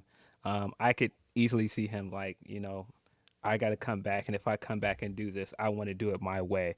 And so I appreciate that. I respect that he is taking that kind of risk with his career. Right. And I'm going to support whatever he does, man. I was going to support it anyway. And we'd like to talk to your boy, of course. Yeah, even if it hello. was wrestling, but putting together shows, this sounds dope. Yeah, I'm supporting regardless. No Yeah. matter what. Like you know Yeah. what time it is with me. You know what time it is with me. Yeah, so yeah, if you are not Very following, exciting. I believe it's titled I Say. I think that's how you Mhm. pronounce it. Mhm. If you're not following I Say Wrestling on Twitter, you should for more information on that. I'm gonna try and get as much information as I can to Same. try to promote that again on this show. Maybe we can get Darius on at some. We're gonna point try to too. get Darius on before Yeah. that show for sure. I think that's the show December or something or the other. Yeah. Mhm. Which of course, we could always not guess and like look. Yeah, like, just look it up. act While like Phil's looking podcasters. it up, I'm gonna get into the next super chat. Leonard Aarons III says, "I see the snippets of how Charlotte dragged Bailey verbally, then folded her in short order when they fought, and it reminds me how trash their creative is. Bailey's one of the best on the planet, and look at her now. Charlotte dragged Bailey twice, my guy, 2 times. Yeah, that. What's up with Bailey, Phil? She lost pretty quick in that match. I was surprised. She lost to a Dude. spear, not even a natural selection or the figure 8. When She I got speared say and pinned, I was like, Mercedes is number 1, Bailey is 1B, because it's like all my favorite Mercedes moments are attached to Bailey. Don't do Bailey like this. You guys don't know Yeah. what you have, man. Come on. yeah, The Bay. yeah, oof. That finish was definitely something. But out of that, we are getting the triple threat at Fastlane. It Yeah. will be Asuka versus Charlotte versus Io Sky. I'm like, how did for the Charlotte get in championship. here? What is she doing here? Yeah, you knew it was coming. Man. I knew it was coming, but Don't- every time it happens, it's still like, Charlotte, what are you doing here? Don't be surprised, man. Every time it replays in my brain every time Vince coming out. Charlotte Flair. You know what's coming, man. You knew it was coming. Damn, I didn't know that was going to be forever, though. I thought that was just like that time. We're gonna Forever. no, this is forever, legit. Forever, ever. Like, what do you, Forever. we wanted Asuka and Io Sky. What are you doing here? Why are you here? Yes. Yeah, so it is I Say. I think I'm Mhm. pronouncing it correctly. Okay. And the show will be on December 1st, 2023, Charlotte, North Carolina at the Grady Cole Center. More information to come. Tickets are on sale now at ISayWrestling.com. You can also follow I Say Wrestling on Twitter for more information. Come on and raise up. Take your shirt off. Hopefully, Petey Pablo's there. Or I don't know. Petey Pablo KP might have been on North some Carolina, wild shit. buddy. I think Petey Pablo might have been on some wild shit, so maybe he shouldn't be there. I mean, a lot of people be on some. I'm saying. Leonard Aarons III also says one thing AEW needs more credit for is reading the room. They knew Jade was out the door, kept her on the path she needed to stay on, and kept it moving. Don't do more folk than you need to. Don't do more for folks than you need to. How do you feel about that? Yeah, how do you feel about the end of what happened with Jade on screen? Yes and no, but I think that towards the end, it very much seemed like they were trying to figure out a way to bring her back with the thought that she was going to stay with the company. So I think once they realized that her contract was up and she might not be back. I think that both parties did the right thing. It's not like she went out getting squashed. Right. And she did the right thing with Stat and going and putting Stat over on the way out. She did business, as they say. And so, it doesn't seem like there's any hard feelings there. I think that, everybody handled this professionally. And I think that's more important than anybody trying to, yeah, I think themselves. that's what Leonard is getting to. It was professional way for everybody to like amicably split. Yeah. Our homie Eloquent says, Common, Like Water for Chocolate, legit favorite LP of all time. I probably wouldn't make beats without that album. Common, greater than. That's fair. Very fair. Again, Common's discography it's crazy. That's kind of why you have to put him in there, because he has a lot of them back to back. All of the sampling that they did on Like Water for Chocolate, like the Fella records they were using. Fucking Dilla. Yes, that was an incredible album. Yeah. Like I said, by the time he got to B, he already was a legend. He already was a legendary spitter, and then he got even better. He had like a 3 or 4 album run where he wasn't missing, man. They tried to get him out of here too for Electric Circus, but yeah, he had they can't all be hitters. I mean, it was just ahead of his time. I think he did a couple of ahead of his times. I wasn't big on the album, but at the same time, it had one of the biggest songs of his career on it. Exactly. That record with Mary J. Blige, huge, did numbers, bro. Yeah, that was one of his most known records at that time. Mm-hmm. And it's fire. Like, it's one of those like known neo soul records. So we just wasn't trying to hear that at the time. It was like, hey, we wasn't here for the knit hats and all the rest of stuff he was doing. But look, he went ahead of his time. I'm telling you, bro.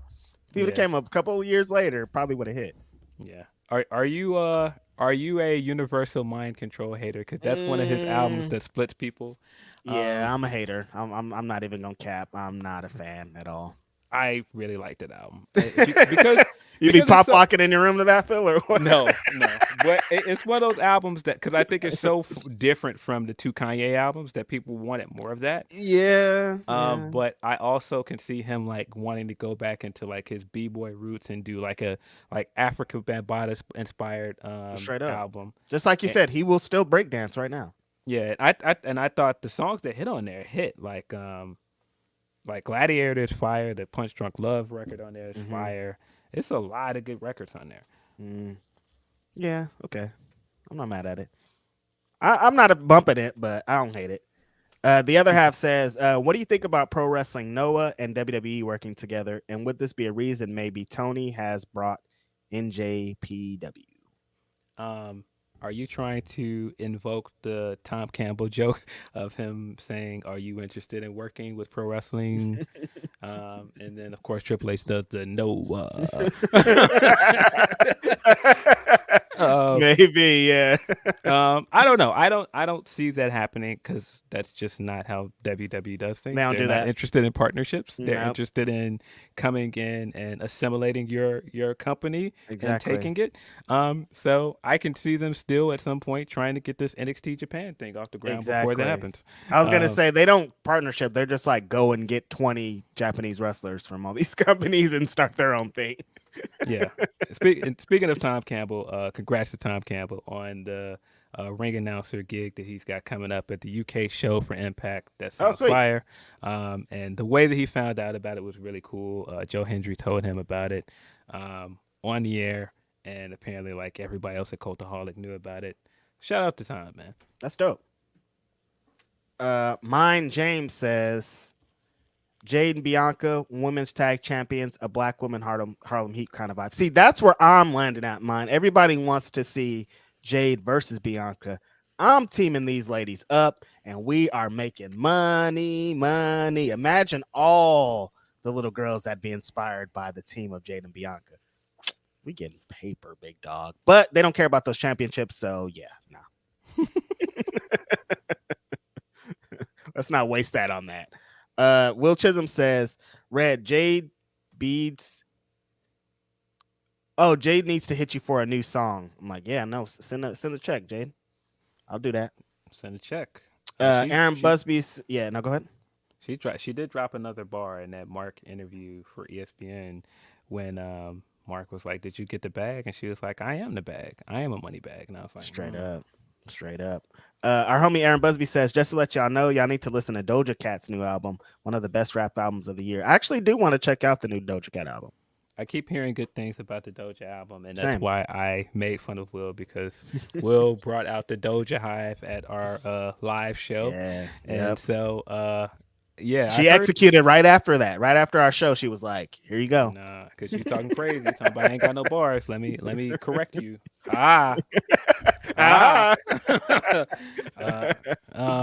But yeah, I've heard the Doja album is very good. I've heard that the Puff album is very good as well. I've heard many people say this. But I've been so enthralled with like staring at the walls and listening to the 2 Earl Sweatshirt records we got. Like, yo, put this album out, guys. Put the rest out, bro. Send it. I listened to both of those records a lot. Like, especially the first one he dropped. Put that album out, man. I'm ready for it. It's streaming on the 6th, actually, so it's coming. Oh, so that's next week. Yeah, it's on the 6th. Very excited for that. I listened to the Rome Streets. Rome Streets put out a new one yesterday, and that shit was crazy. Like, it's funny because we were having a group chat. It's funny, we were having a group chat yesterday about hip hop, and I had just got done listening to that Rome Streets album. Somebody was like, I hate hip hop. And I was like, how? Like, mainstream hip hop, yes, I do understand. Yeah, people say that. I get it. Anything they fucking present to you is going to be bullshit. But there's so much that's still rich as hell in hip hop. I mean, Nas just dropped Wayne's dropping a new mixtape. Like, there's all this still great stuff happening. Wayne tape is out. It out? It's dropped? Yeah, I think that's out. Oh, I might have to bump that too. But yeah, I haven't heard the new Rome Street album, but that last Rome Street album was bananas. So I wouldn't be surprised if this one's good. No, there's plenty of good music out there. There's almost too much good music. Always, yeah, exactly. Friend Will Chisholm also says, Phil, I know you heard your boy Seth calling himself the best in the world. It could be nothing, or Survivor Series in the Shy is going to have all eyes on them. I think Will Chisholm is saying that possibly we'll see CM Punk at Survivor Series. I think it's a coincidence. He's playing wrestler. I think it's a coincidence. Rollins has said many times that he does not like this man. I cannot see him teasing and mocking this guy and planning to work with him when he's made it clear that he does not want him there. That'd be wild. He doesn't want to work him. Unless all of that was a work, I don't know. I mean, nobody really knows. By the way, I don't think if he did go there, I don't think that Rollins would say no to working with him. No. I think that would be a big match, and I think Rollins knows that. Yeah, I could see Rollins. I mean, because the whole thing was kind of on the Shield, kind of played a role in that Roman must win shit. Like, so he kind of could think he was thrown under the bus, and I would understand. There could be other stuff, I'm sure. I think Rollins felt the way, if I'm of course speculating. I don't know this for sure. I think he may have felt the way about him calling him out while he was on backstage, and true. Punk basically cut a promo on him and told him to get off Twitter and all this other stuff, which at the time he's kind of right about. But it is what it is. But even they could have been working then, though. They could have been. I don't know, and that's why I'm like, who knows? He could have been working. I think it's funny that the person that got their response out of him was Nick Hausman. And surprise. But I think that video in itself is hilarious. The way Rollins is dressed in that video with the entire jeans outfit and the big cowboy hat, is hilarious. It's a silly clip to keep referencing. It's really, really funny. But now I seen Rollins was getting his shit off this week, man. He did those dark matches at SmackDown. He was like, "Oh, y'all let me in SmackDown with my belt." And did you see the clip I'm talking about? I heard about it though. This is from last night, right? There's a clip. There's 2 clips. There's a clip of him encouraging people to put their flashlights up to do the fireflies. Okay. To sing his theme song after his match, which was really cool. It was a good tribute to Bray Wyatt. He's been doing a few tributes to Bray since he passed. He had his nameplates on his belt at one point. His gear at Payback was a tribute. So that was cool. But the one that I was more amused by was the one when he was like, yeah, good to be here on SmackDown. I'm here. Best in the world is here. Cena's back. Cena's here. Universal Champion. Oh wait. Okay, I see it. I listen. I see That's my champion. My world champion spoke, and so I was just like, man, he seen y'all needed a bone. Y'all champion don't show up on Friday, so I guess I got to show up and have some dark matches over here. Show y'all what time it is. Show y'all how we do things on Mondays. I'm saying the homie's at home. He ain't even watching this, bro. Rollins been telling y'all he want this rematch. Give him his rematch, man. Where is Roman though? What the hell is he doing? At home. Watching. I saw that there was this news this week. Oh, he's going to defend it on a live event. I'm like, why? What? It sure seems like based off of where we're going with the Seth Rollins. I mean, sorry, with the LA Knight tag match. The LA Knight is going to be his next opponent. Oh, okay. If I had to guess, probably at the Saudi show that's coming up in November. But we'll see. They're about to give you the hair dam for LA Knight as he gets fucking jabbed out to Big Dog Roman. Yeah, you know what time it is. He's going to get his moment. I do think him getting his moment at SmackDown last night was really cool. I was big over. Big over. I was a little worried for him because I was like, man, to get COVID when you're possibly going to get put in the biggest match of your career. Unfortunately. John Cena, linked to the bloodline stuff. I was like, oh man, that's so unfortunate, but glad that he's back. Glad he recovered well. He got back relatively quick. Yeah, I think that's a smart move to go with that match at Fastlane. I still don't know what we're doing with the Jimmy stuff. I thought the Jimmy stuff this week was at least funny. I thought that the part where he was doing all of Roman's mannerisms, like he went and gestured for the mic the same way, he put his hand out slowly the same way. Even when he got the mic, he was saying a lot of the same stuff Roman usually says. He was doing his mannerisms. I thought all that stuff was funny. I thought him getting smacked by Mia Yim and the way he sold it was really, really funny as well. So, still I'm not high on this heel turn, but Jimmy is Jimmy. He's an entertaining guy. So remember, he was supposed to be the guy. I mean, he's taking advantage of his moment. I'm super into that. Yeah. And then our last super chat for now is from T-Rab THC. Bro, the Earl and Alchemist album is so tough. They had it on some website for like a month now. Had to make an account to listen. Alchemist, Mike, and Wiki dropped a fire album the other day as well.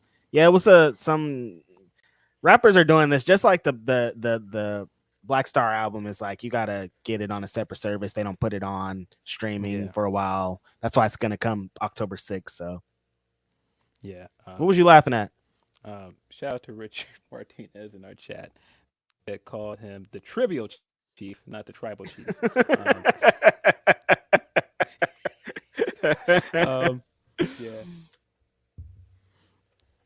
Yeah, I mean, they're trying to make this heel turn work.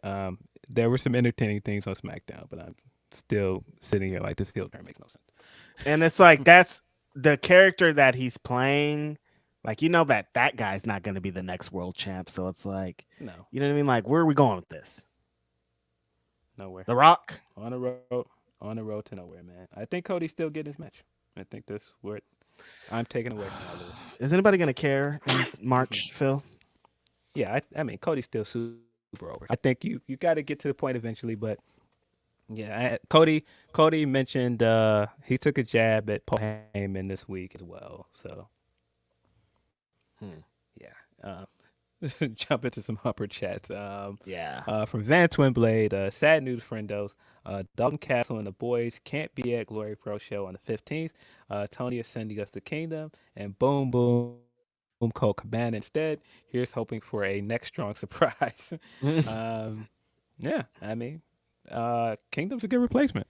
They are. They're a good tag team. Yeah, great tag team. Let's see. Tony P sent us a few. Let me scroll and line them up. All right, from Tony P says, petty people of the week, Baby Bash Crew, who wouldn't let T-Pain cook on a cyclone hook, and fucking Blazers front office. Fucking Blazers front office. My team was stuck in the middle of the beef. They traded him. We are 2 hours in and haven't talked about Dame. Yeah, so Tony P also said they traded him for a man close to retiring and a good center that disappears at times. Nasty work. They even got the same number of picks we were offering them from the Bucks. I still think the Heat will do well. These old ass Bucks aren't going to have any knee cartilage when the playoffs come. I want your okay. That the other part of his Humper chat is about something different. The Dame trade is big news because Dame, of course, said that he wanted out of Portland, and Blazers acquiesced. There's that crazy report that came out that he told them he wanted to get traded to the Heat, and when they said that wasn't happening, he was like, "All right, well, I'll stay put." And they told him, "No, you won't."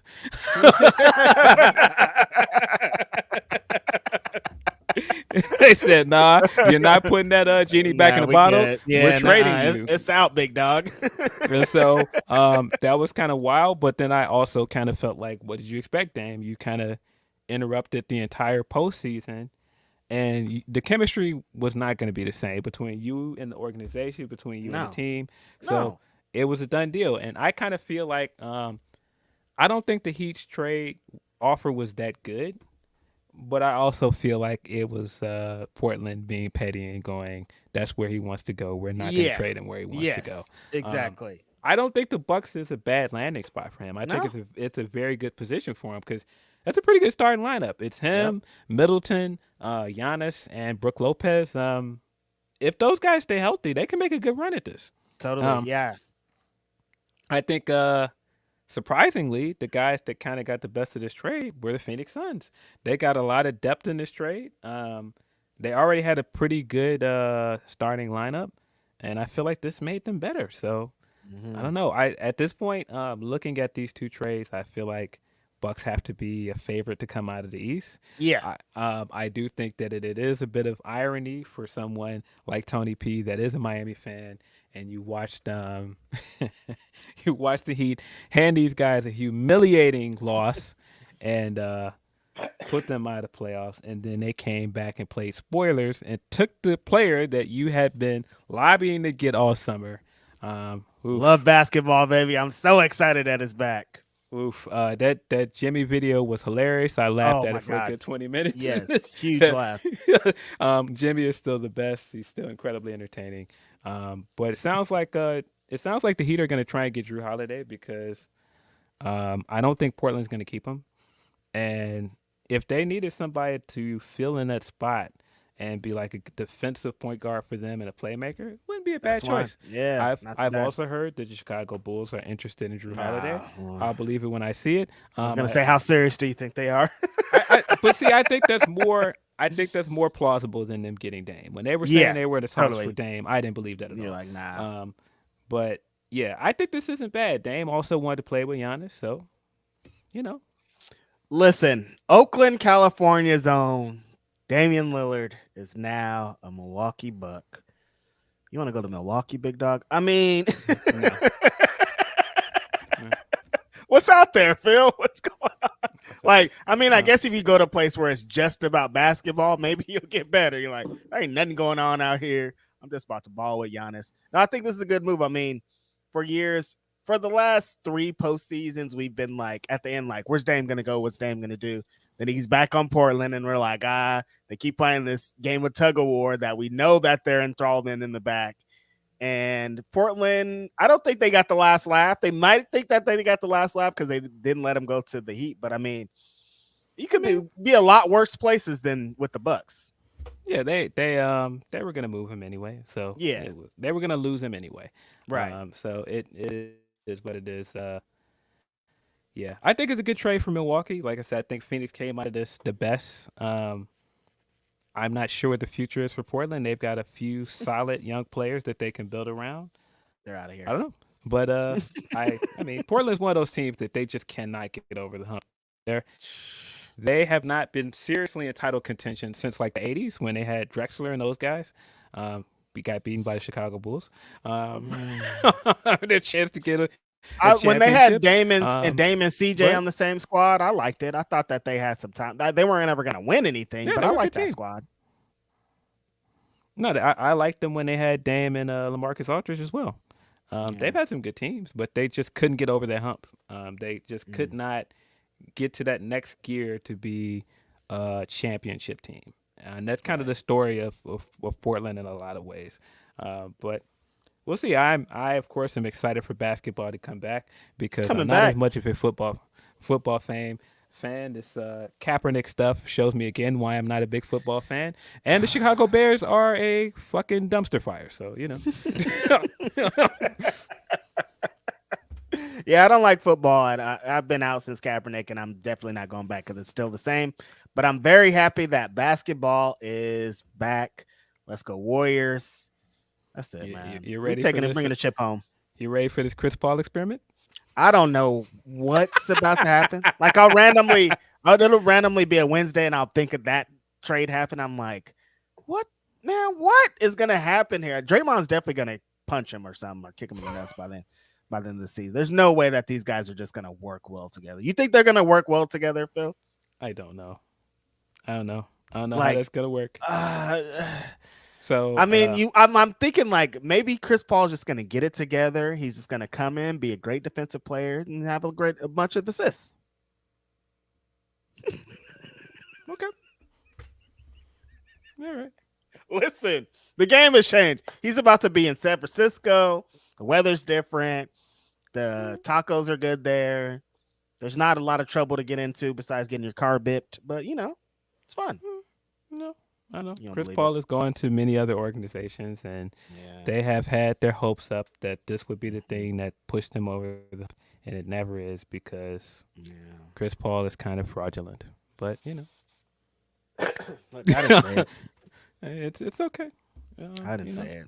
I personally think you guys should have kept Jordan Poole, but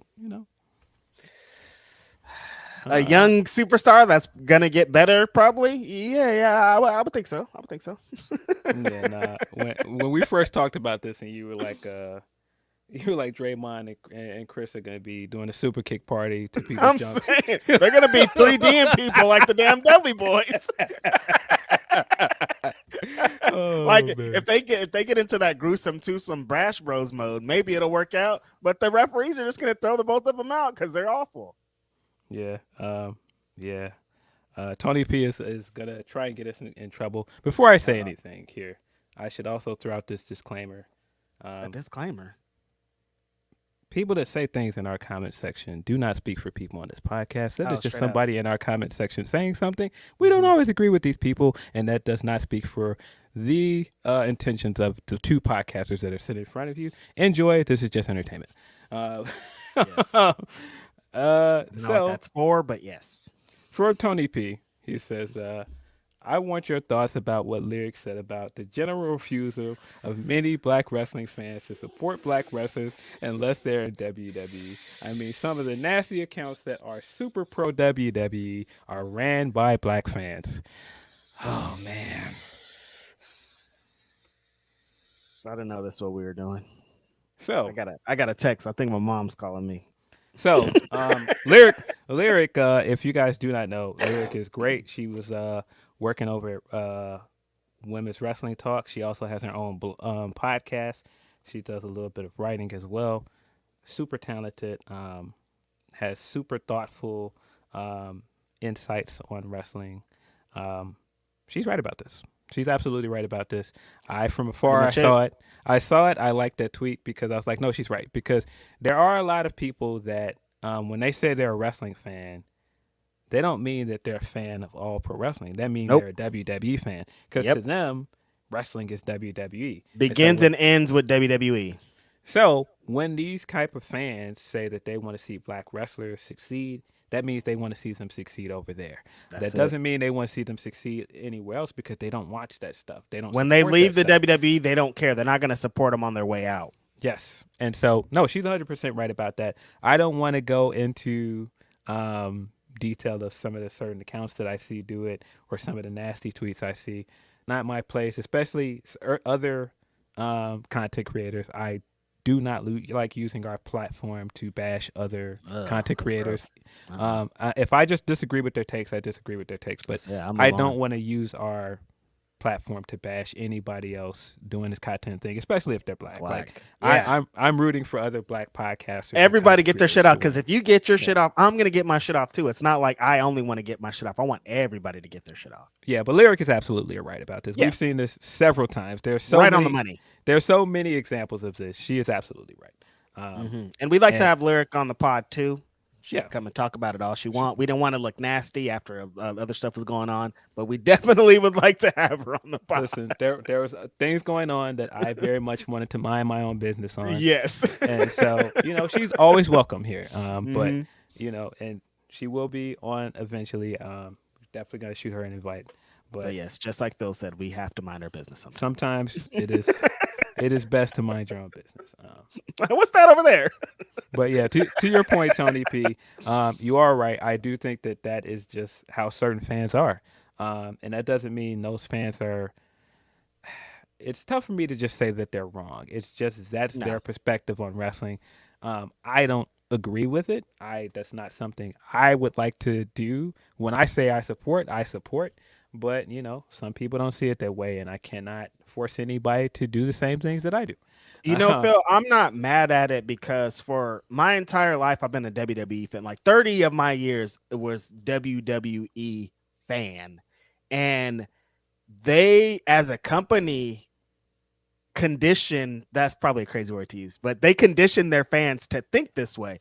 For my entire life, I thought WCW sucked because WWF told me every day that WCW sucked. And people that watched WCW were losers, and everything surrounding it was that. And they've done that with if it's another company, they're not as good as us, they're not as big as us, they're not as flashy as us. They've told us this. Yeah, that's where a lot of their fans get this notion that if you're not WWE, you're small time. That's where they got this. That's where they got the bingo hall rhetoric. That's exactly where it came from. Bingo halls came directly from WWE TV. Yeah. So, in some ways, but that's them being promoters, and I understand that. They should be like that. We're the best. These other people are trash. I get it. And I understand that part about it, but I do think some of their fans take this stuff too much to heart, and they decide, none of this other stuff is worth my time. But that's your choice. Because sometimes when Triple H is making a joke, he's straight up making a joke. Like it's not like some tribalism thing. Like he's like, this shit is funny. Like, and a lot of wrestlers, like tribalism, when we say this shit, some of these wrestlers don't give one shit. Some of them do. They don't. Let's not give it away from that, but some of them don't care at all, and they have friends in both sides, and this is just a really fun job for them, Yeah, Kenny Omega spoke out on this week, and he was saying how we support whatever wrestlers do when they leave here. We support what wrestlers do if they leave somewhere else. It's just a job. Exactly. So, but yeah, it's a tricky conversation, Tony, because it's a good way to describe it. It's a tricky conversation because, of course, I cannot speak for all black people, and I don't allow anybody out there that's also black to speak for me because I have my own opinions. Correct. And so because of that, I see things that I don't agree with and I don't necessarily like. But I don't get down like that, but teach their own. I will say this, this is something that I'm sure someone somewhere or other people might take away. I do think it's interesting that at one point when I started doing content as a black man, I talked to other black content creators, and we kind of had this unspoken rule between us that we don't trash each other because, I want that person to succeed. I want other black creators to succeed. And so whenever I see people trashing us or doing that, I'm just kind of like, all right, well, I'm still abiding by this unspoken word. I thought we had this that we rule. we don't trash other black creators, but I also see people do it to us, and and that's fine. We begin dragged. I'm just not gonna do that with people. I have no interest in doing that for any reason. Like again, I want people to succeed. That's it. If you ask me, do I see people doing nasty stuff? Of course I see it. People send me these things. I sometimes see it on my own. I was silly enough at one point when we started this podcast to search our hashtag. Absolutely not. And I saw a lot of stuff that I didn't need to see. But again, I I in general am not rooting for anybody to fail. No, and that's whether they're black or anything. I just am not rooting for anybody. Because if you fail, that's more reason for me to fail. Is what I'm saying. So if you succeed, then we all succeed, or we have the opportunity to succeed. But I mean, it also just doesn't do anything for me, man. Like to me, like I don't want to see the downfall of anybody. What the fuck does that do for me? Even if I don't like you, I'm not rooting for your podcast to fail. I don't really care if your podcast succeeds or fails because it has no bearing on me. I'm not sitting at home hating on anybody like, man, I want you to fail. I want this to not. This podcast sucks. These guys are the worst. Their takes are dumb. No, I don't. I think that's a waste of time. It's a lot. Very time consuming. But that's in the weeds. That's off somewhere else. I don't want to get into the mud with certain stuff. No, we're all about just trying to fucking have a good time and do this podcast and not care about any of that stuff. We both landed like a year ago. You might have got me into some shit, but at this point, I can't get into anything because I just don't give a shit. Yeah, it's a lot of things that I from afar that I laugh at that people think I'm taking seriously, and I'm just kind of laughing at it, and they don't realize it. From Wongi says, "G'day.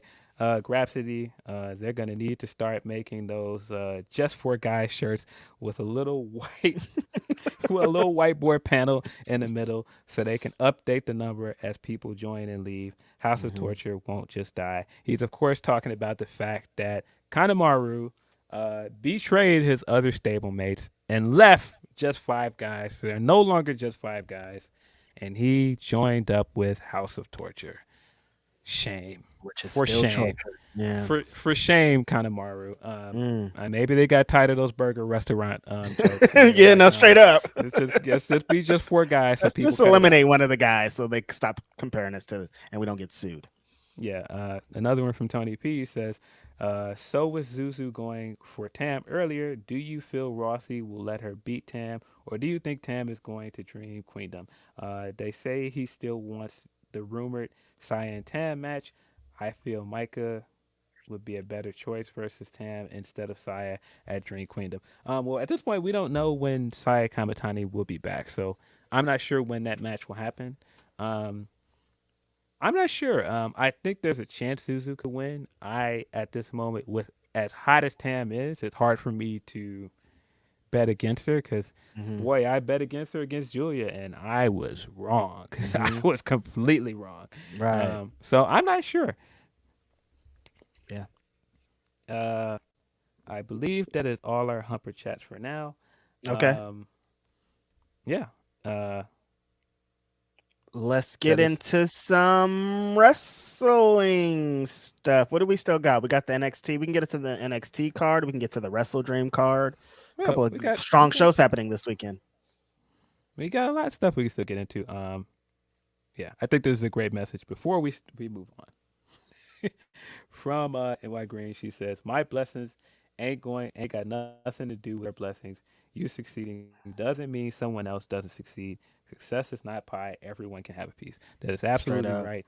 And thank you. One of those things that you have to learn in life, and I've had to learn this the hard way, is somebody else's success does not equal your failure.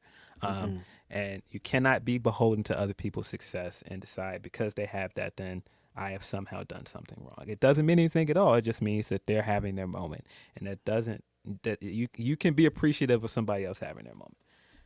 And these spaces even if you don't like them. Yeah, totally. And these spaces that we exist in are so big that there is, like they said, there is room for everybody. It's not just one little pie. Like if you don't get it over here, you could get it over here. You can get it over here and you can get it over here. There's not just one space. If you want to exist in that one space, you can.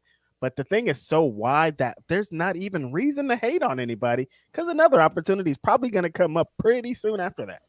Hey, man, listen, prime example. Before we did our hats, I had said for the longest that I wanted to do hats. You know why?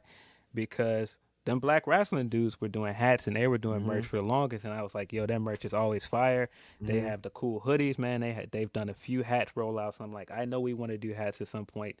So I'm just like, man, I don't know how they do it, but it definitely inspired me to try and figure it out. Yeah. And like, there's a lot of black podcasters out here that are doing their things. A lot of content creators that are doing their thing. And keep doing your thing. And we've seen all the people with your new Grapsody hats. Looks great. All the Grapsody merch that's been showing up and people are rocking it. Y'all are the best. Grapsody.bigcartel.com. You want a hat like me? If you would also like a shirt, Grapsody.blogspot. Grapsody. Look at me going back to fucking. Keep going all the way back. Going back to 2000 there. So the My brother Blogspot. said Blogspot. Going back to early 2000s Blogspot. Grapsody.bigcartel.com. Like, you're definitely not gonna find it on that website. Blogspot. Went way back on you. Way back in time. Yeah, but Grapsody.bigcartel.com. So, of course, one of the other big pieces of news this week was not as fun to report, but Adam Cole is injured. This is unfortunate with the timing of it, of course. It just seemed like him and MJF were getting rolling. It seemed like they still had so much more to do with the storyline. I was still of the opinion that Adam Cole would possibly beat him for the title. But this seems like it's a pretty serious injury. The way he described it in ring, he said that his ankle exploded, which, I mean, he showed the Britt Baker showed the X-ray. He did break this thing in 3 places. He said that he tore some ligament as well, and she did also show the picture of his swollen ankle. Yeah, this is unfortunate. Of course, this is from Grand Slam where he jumped off the ramp to run down to help Max in his match with Samoa Joe. Wish him a quick recovery. I thought the segment that they had right before he announced the injury was encouraging because it was very good and it furthered the storyline between the two of them. So I was tentatively excited because I was like, this could be a good sign, but he also had the crutches in that segment as well. Yeah, unfortunate. So unfortunate. Adam Cole can't catch a break. And it's really unfortunate because Adam Cole is like a top guy and he's somebody that people want to succeed. And every time he kind of gets the fucking motor running in AEW, something like this happened. And it's so unfortunate, man. And I think it really shows how crazy pro wrestling is because, like, he didn't get hurt off a Canadian Destroyer. He didn't get hurt off of some super crazy powerbomb. He got hurt running in, jumping off of a ramp. And it's like, that's just the type of shit you'll have to deal with. Speedy recovery to Adam Cole. It's unfortunate because of where this angle is, too. I think that this been maybe the hottest angle in the whole company, and you're involved in the world title program, and Roderick Strong is cooking. Kingdom are just starting to get their shit off. I think all the elements, and then for this to happen, it's really unfortunate. I think there's still ways that they could salvage it. Kate was making on our Ring of Honor post show. She made a good point of like at the show tomorrow, Roderick Strong comes in as the replacement for Adam Cole, tries to help. There could be some kind of thing like that playing along. There's a bunch of angles I think they could go with, but it just sucks for Adam Cole because of the time that happened. But immediately after that, Phil, we got a big surprise, right? I wasn't suspecting this at all myself after Adam Cole got up out of there. I mean, if I could take anything away from this whole situation, not just the injury situation, but just in general, in terms of like the backstage drama and everything, I think AEW has bounced back really well. Oh yeah. And so I think the segment that they aired before he announced his injury was good. Like I said, it furthered their storyline. I know sometimes Captain Insano.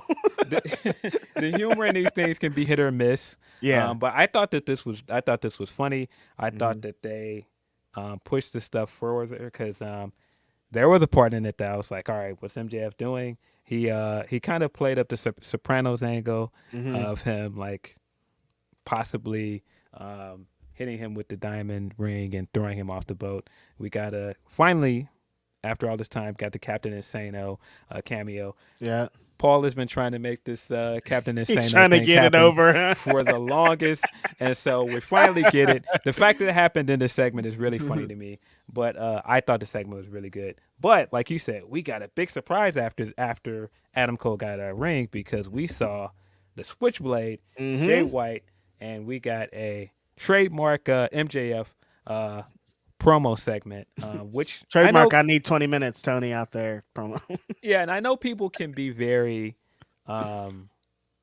I don't know. I think it could be a mixed bag, depending on your preference. I know some people that don't like them. I know some people that really enjoy them. But for the most part, Max has done really well in these. And even Yeah. if he doesn't do well in them, he's good at highlighting things about the other wrestler to Yep. make you want to invest in them and see what they're about. And I think this worked for that reason.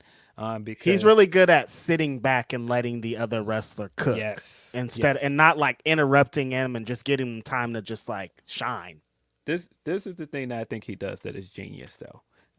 He is very good at taking what is the internet's prevalent criticism of somebody and putting it on a grand stage and letting his opponent sink or swim. Yeah. He's done that a bunch of times. That was kind of the point I made with the Takeshita stuff, where he took that talking point and brought it to TV and showed people like, no, this guy is still over, regardless if he speaks Japanese, regardless if he speaks English. And I do know that there are a lot of fans, if you did not watch New Japan, that think that Jay White is boring. Yep. And so I thought the fact that he brought that to this promo and presented it the way he did was very interesting. And seeing Jay White be Jay White, the way I looked at it was it almost felt like Jay White was going to have a challenge on his hands if he went to WWE. Yes. Because he was going to have to start over from scratch. And if you notice, that is something that MJF played with in this promo, because he said if you strip away the fact that you were part of one of the hottest stables in the world, you had this and this and this, when you take all those things away, there is nothing to you. You're just boring. And he hasn't really had a chance to prove that he's wrong to mainstream fans. But I think some of the things he said in his promo were very, very interesting. There was some very interesting subtext there. I thought the line of his entire segment that was like, kind of got him, is when he said, All Elite Wrestling Championship isn't feeling very elite. And there are a few ways you can look at this. You could see that as him saying that Max is not elite. Yep. But the other thing that you can see that as is Jay White came here to wrestle the elite. Ideally, he came here to wrestle Kenny Omega. You are not Kenny Omega. You are just a stand-in for him at the moment. Yeah. And I thought that was one of the best stingers from this promo. That's bars. And I was just like, yeah, this is it. Like this is the match. If Cole is not available for the rest of this year and you need a main event for Full Gear, this is the match.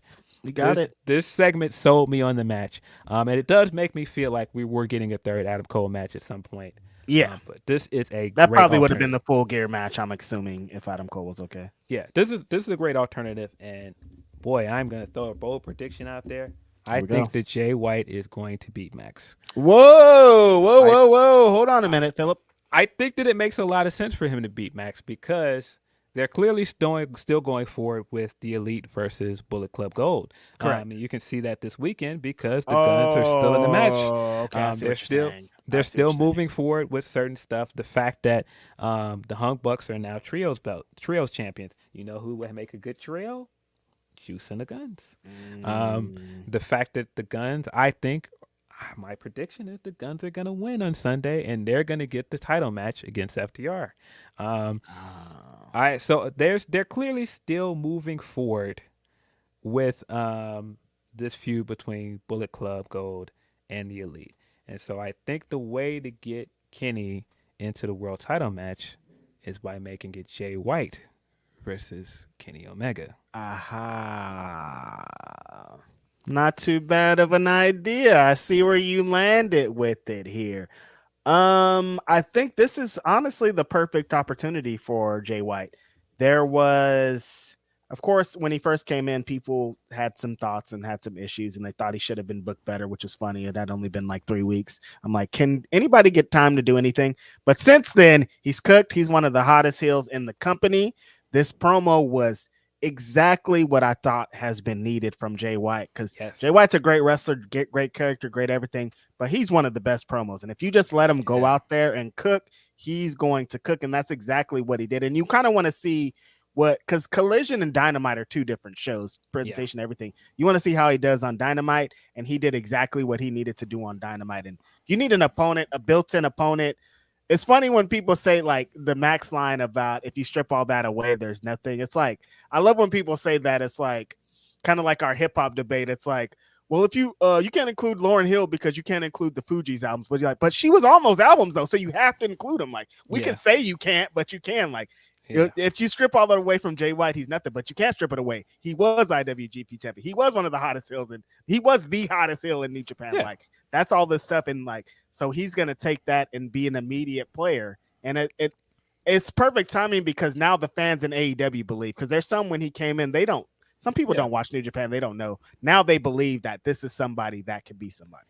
Well, yeah, but I also think like the hardcore AEW fans that followed the Elite from New Japan, they know Jay White, and they might know what makes Jay White special. Yeah. But at the same time, they think that Kenny is the de facto leader of Bullet Club. They think that he was the greatest leader of Bullet Club, and I think that's what makes Jay White coming over to AEW in some way so interesting, because this stuff with Omega has been bubbling under the surface for the longest, and forever. The fact that we're finally getting here is great.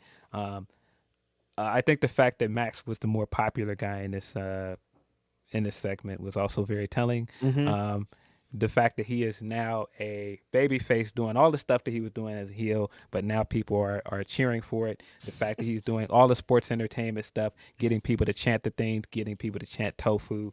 But again, that makes me think, what would Jay White have actually looked like in WWE? This was kind of a warped preview of what it would have looked like. And I think all of the inside baseball stuff that they did was very interesting. I liked the Max line of him saying, you're not a top guy. You're just somebody's idea of what a top guy looked like over there in Japan. I think that was a good line. Of course, it was Cap. Yeah, but Big Cap. Big Cap, but it was a great line. I really enjoyed the segment. I can understand people that felt like it was a little long too. It's a Max segment, but because it was a little long, but I did enjoy it, so I was a little bit more forgiving of the length of it. See, the issue is Max had, like, by that point we had seen the skit, the Adam Cole promo, and then this promo. It's like, all right, like back to back to back. That's a lot of Max. We got a lot of talking on this episode in general. Yeah. We had all of the Don stuff as well, because we got that. We got that segment, and we got the stuff in Japan with him and Ibushi, which was absolutely nuts. I loved it. Hilarious. Hit him with the big kettlebell.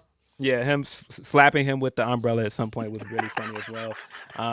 Ibushi wearing the Supreme jersey while he's training was also really funny to me for some reason. Takeshita still wearing this massive leather jacket everywhere he goes. It just never stops being funny to me.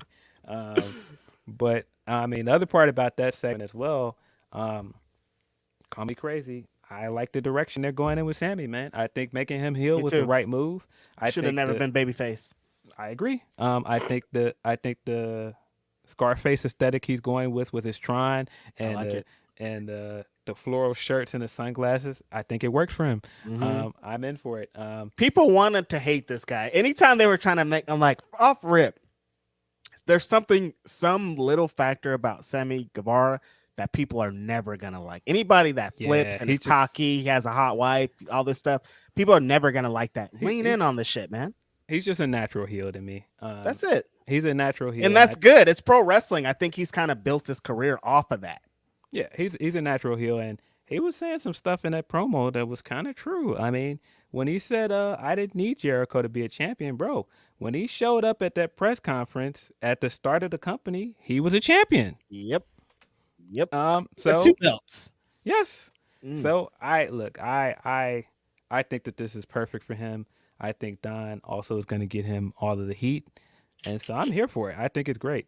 And then of course also we also had to sit down with Darby and Christian. There was a lot of talking segments. Like, we were short on matches this week on Dynamite, but I think all of the talking segments were good, because I enjoyed the Darby and Christian stuff as well. I thought Darby did really well. I think the great thing about Darby, every time he does these things, is he doesn't feel like a wrestling character. He feels like a real person. And so when he threw the water on his face and he was washing the makeup off when Christian tried to tell him, like, nah, you hide behind his makeup. And he was like, you think I hide behind his makeup? And he splashed on his face. Mm-hmm. I think some people could have felt like that was over his hype and hokey, but I thought he sounded genuine. And I thought that made him feel like him saying to the audience, like, nah, I'm a real person. This stuff, like, this is part of the presentation, but that doesn't define me.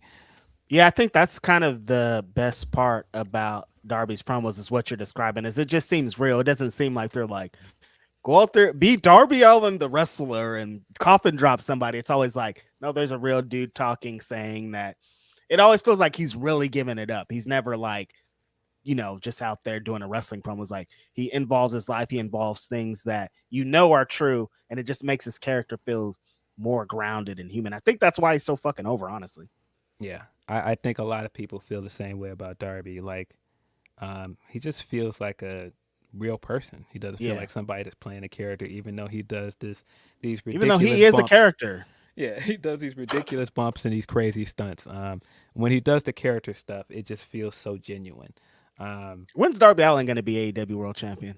I feel like he's one of those guys. Eventually, he's going to be champion as well. Yeah. Just like I feel like Orange Cassidy would eventually be champion. Definitely. Both of those two, I can definitely see him as AEW World Champion one day. But yeah, we did get some matches. It wasn't all talking stuff. We got a fire triple threat match. Oh my God, that triple threat match was crazy. Whew. I mean, wow. every time we get a chance to see Nick wrestle as a singles wrestler, he shows out. And it looked like he wasn't even prepared to wrestle because, like, his shoes didn't match. It looked like he just threw, like, some hodgepodge gear out there to go out there and wrestle. But this was fire, man. He came to He didn't look like he was ready, but he was ready. Brother came out there going on fire. I mean, Claudio, I think we've talked about many times on this podcast. He's another one having a kind of career resurgence. It's he's after WWE, you're like, we all knew, like, damn, as soon as this guy goes somewhere else and just is able to cook, he's going to cook. But I think, like, he's added in, like, extra promo work. He's added in extra intensity, and he's just on fire right now. Yeah, this is definitely the most I've enjoyed Claudio as an all-around wrestler, not just the in-ring stuff, the character stuff. And I was a big fan of the Bar. I really enjoyed them as a tag team. But this is the most I've enjoyed him as an all-around performer. He was really good in this match, but man, Brian Cage kind of stole the show, man. Brian Cage, man, PWG. I'm telling you. Brian Cage, we can say the same exact thing about Brian Cage. There was a while his wife said something crazy. People were trying to get him up out of here. He didn't let any of that phase him. And then there was some contract. Remember, there was some contract news for a while. People were like, I don't know.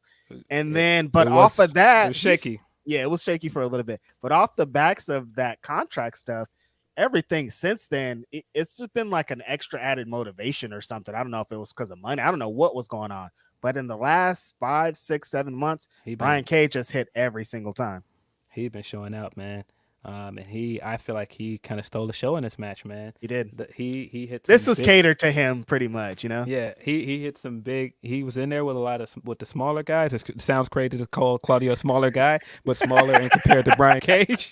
But he was in there and he's throwing these guys around, like the spots off the top ropes where he's catching guys and just flinging them into suplexes or his fucking from the apron suplex, the superplex that he does. The one on Claudio, like all vertical. Crazy, I'm like, man. Bro, what are y'all doing in there? Crazy. The catch he did into like the F5, like, oh yeah, just like a seamless transition of here. Like, y'all are cooking. Nick Jackson, I mean, we talked a little bit about him, but the way that he strings together spots is crazy. The way that he'll connect his moves from one move to the next, and the way that we all know that the Young Bucks high fly, but the way that he flies and it seems so effortlessly. There's a lot of luchadors that are like this, but Nick Jackson, when he'll do like a corkscrew moonsault and then just land on his feet and then he's just moving on to the next spot already, it's like, bro, this is crazy. Yeah, all those elements together, man, they really made a banger. I was hoping that it was going to be Jeff Jarrett that they were going to face.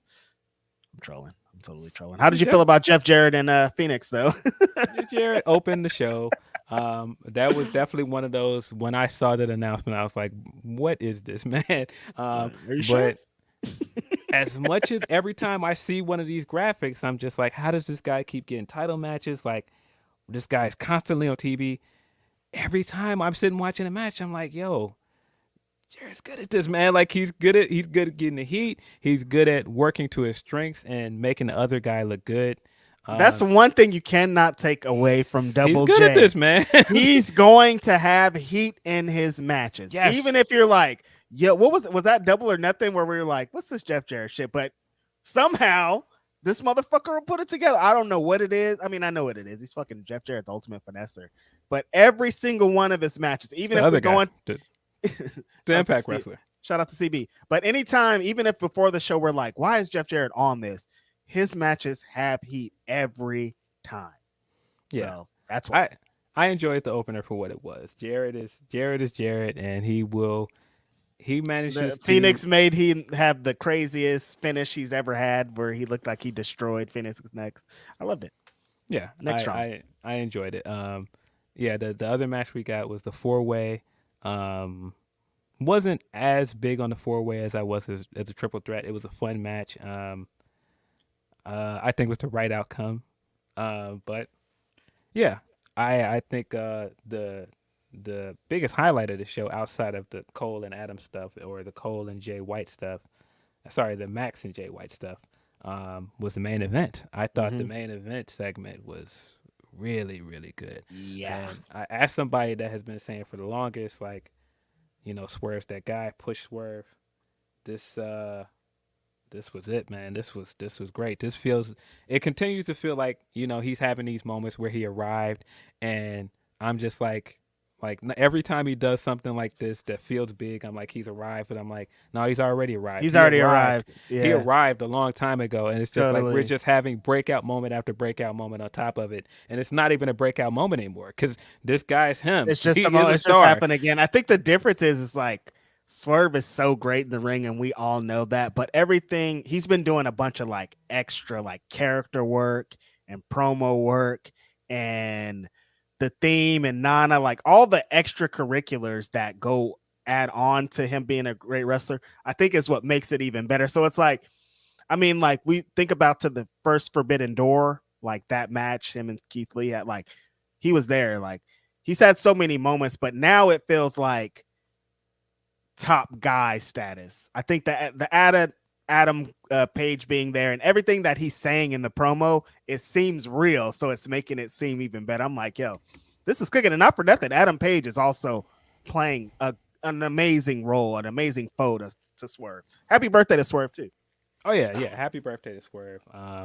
But yeah, no, I think Swerve is turning out to be one of the top heels in this industry. He said it. I think he's one. He said, "I'm gonna do this," and then he did it. He's turning into one of the top heels in this industry. His heel work is really good. From coming out, I remember we got yelled at a couple times for saying somebody else's best heel, and he was like, "What's up?" And then he did it. Yeah, my bad, Swerve. I'm sorry. I was reminded again this week that he sees everything. I wrote an article. Oh yeah, I saw that tweet. I forgot that I did not post anywhere. You didn't post it, and I had forgot. Because like a lot of times I put these things in early in the morning, and I get to doing other things, and I mean to go back and retweet it, but. Yeah, he posted the screenshot. Nah, I LOL'd when I was like, I wonder who wrote this, and then I zoom in and it says Philip Lindsay. I was like, I am out of here. Bro. Yeah, no, I chuckled pretty good at that. But no, I look, man, he is who he is, man. He is one of the top heels in this industry at the moment. I think this stuff with Page is proving that. I think the stuff with Darby and Nick Wayne will prove that as well. Yeah. Like I don't think he has anything else to prove in that category. No, he's ready, and he's a top guy now. Yeah, he's been one of the most consistent guys on Dynamite, in my opinion, for the last few months. I think that he's ready. He's ready to move on, and I think he's gonna win this week. I mean, I think he's gonna win on Sunday, but I kind of think he has to win because I think Hangman is Teflon. He doesn't. He can lose here and still be fine. Mm-hmm. I think if you want to show people that Swerve is ready to be pushed as a top guy, I think he needs to win. Yeah, because in a match like this, it's like if Swerve keeps saying that he belongs and then Hangman beats him, that shows that he doesn't belong. You have to show that he belongs. You know what I mean? You have to show that he can win when he gets up there to being in the top. I mean, you can tell a story that shows that he belongs, even if he loses. Even if this is like a banger match and he Paige ekes out a win, it still drives that point home. But I still think that Swerve should win. But I think that this is going to be a multi-match feud. I don't think we're done with this feud after Wrestle Dream. But I'm excited about this match, man. The match, beyond all the amazing promos and segments we got, when we get to the match, that shit's going to be crazy. Yeah, I think they've done the right thing with this by not doing any tag matches or anything before this. Keeping them they haven't really beaten each other up this whole time. Keeping them away from each other, not letting them touch. I think that's smart. I think all of the heel work that Swerve is doing here, from stopping Nana from doing the dance on the way out, to some of the one-liners he had in this segment. By the way, one of my favorite contract signings. I don't think that that's hyperbole. This is one of my favorite contract signings because really good stuff. I thought that their back and forth was really good. I thought a lot of Swerve's lines were really good. I really enjoyed this, and I'm glad they got the main event spot. Because we don't have a world title match this weekend, so why not give this the main event spot? This is one of the better stories going in. Unfortunately, Max is gonna have to run this thing alone, and it's gonna be a hangman. It's gonna be not hangman, but a handicap match this weekend. So it makes sense. It makes sense to go with these two guys as the main event. Right, especially because it's going to be in Seattle, Swerve's home.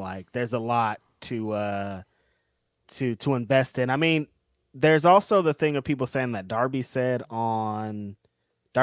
that his match was going to be the main event, and that's leading people to believe that on this day we're going to see clearly.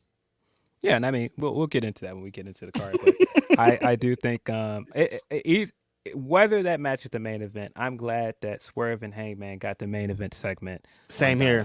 I'm glad that they keep giving Swerve the opportunity to talk more because he's getting more comfortable. He's really good at promos, but just letting him be out in front of the crowd, in front of millions of people has been very beneficial for him. Yeah, and I mean, you got to give Hangman his flowers too. I think Hangman's awesome. Hangman's been doing some great babyface stuff in this feud. I think that he has never stepped on any of Swerve's moments. Right. The thing that I paid attention to this week, if you were one of those fans that did not like Swerve saying he wanted to be the first black AEW world champion, then you're a hater. The fact that Hangman was the one that reiterated in this promo tells you that Hangman is on board with that. And even Hangman, when he said it, he was not in approval. I those type of moments from Hangman just shows you what kind of guy Hangman is. Love him. And he knows he knows his part to play in this company. And that's another reason why I don't feel like he would go into this I have to win, and he would not understand the moment. Totally. So he's just not that guy. This is the guy that did the workers' right promo. It would be wild to think of him backstage politicking I got to win this match. I just can't see him doing that. But we did get some interesting stuff. We did get some interesting stuff in this promo because he did say that there was a dark cloud over him for a year and a half. And that's what I was getting to. What could he have possibly been talking about? He was shooting on TV, of course. So, But I don't think it was totally him shooting. I think the Punk stuff was a big part of it. I'm not going to get you back into this. No. So I think the Punk stuff was a big part of this, of course.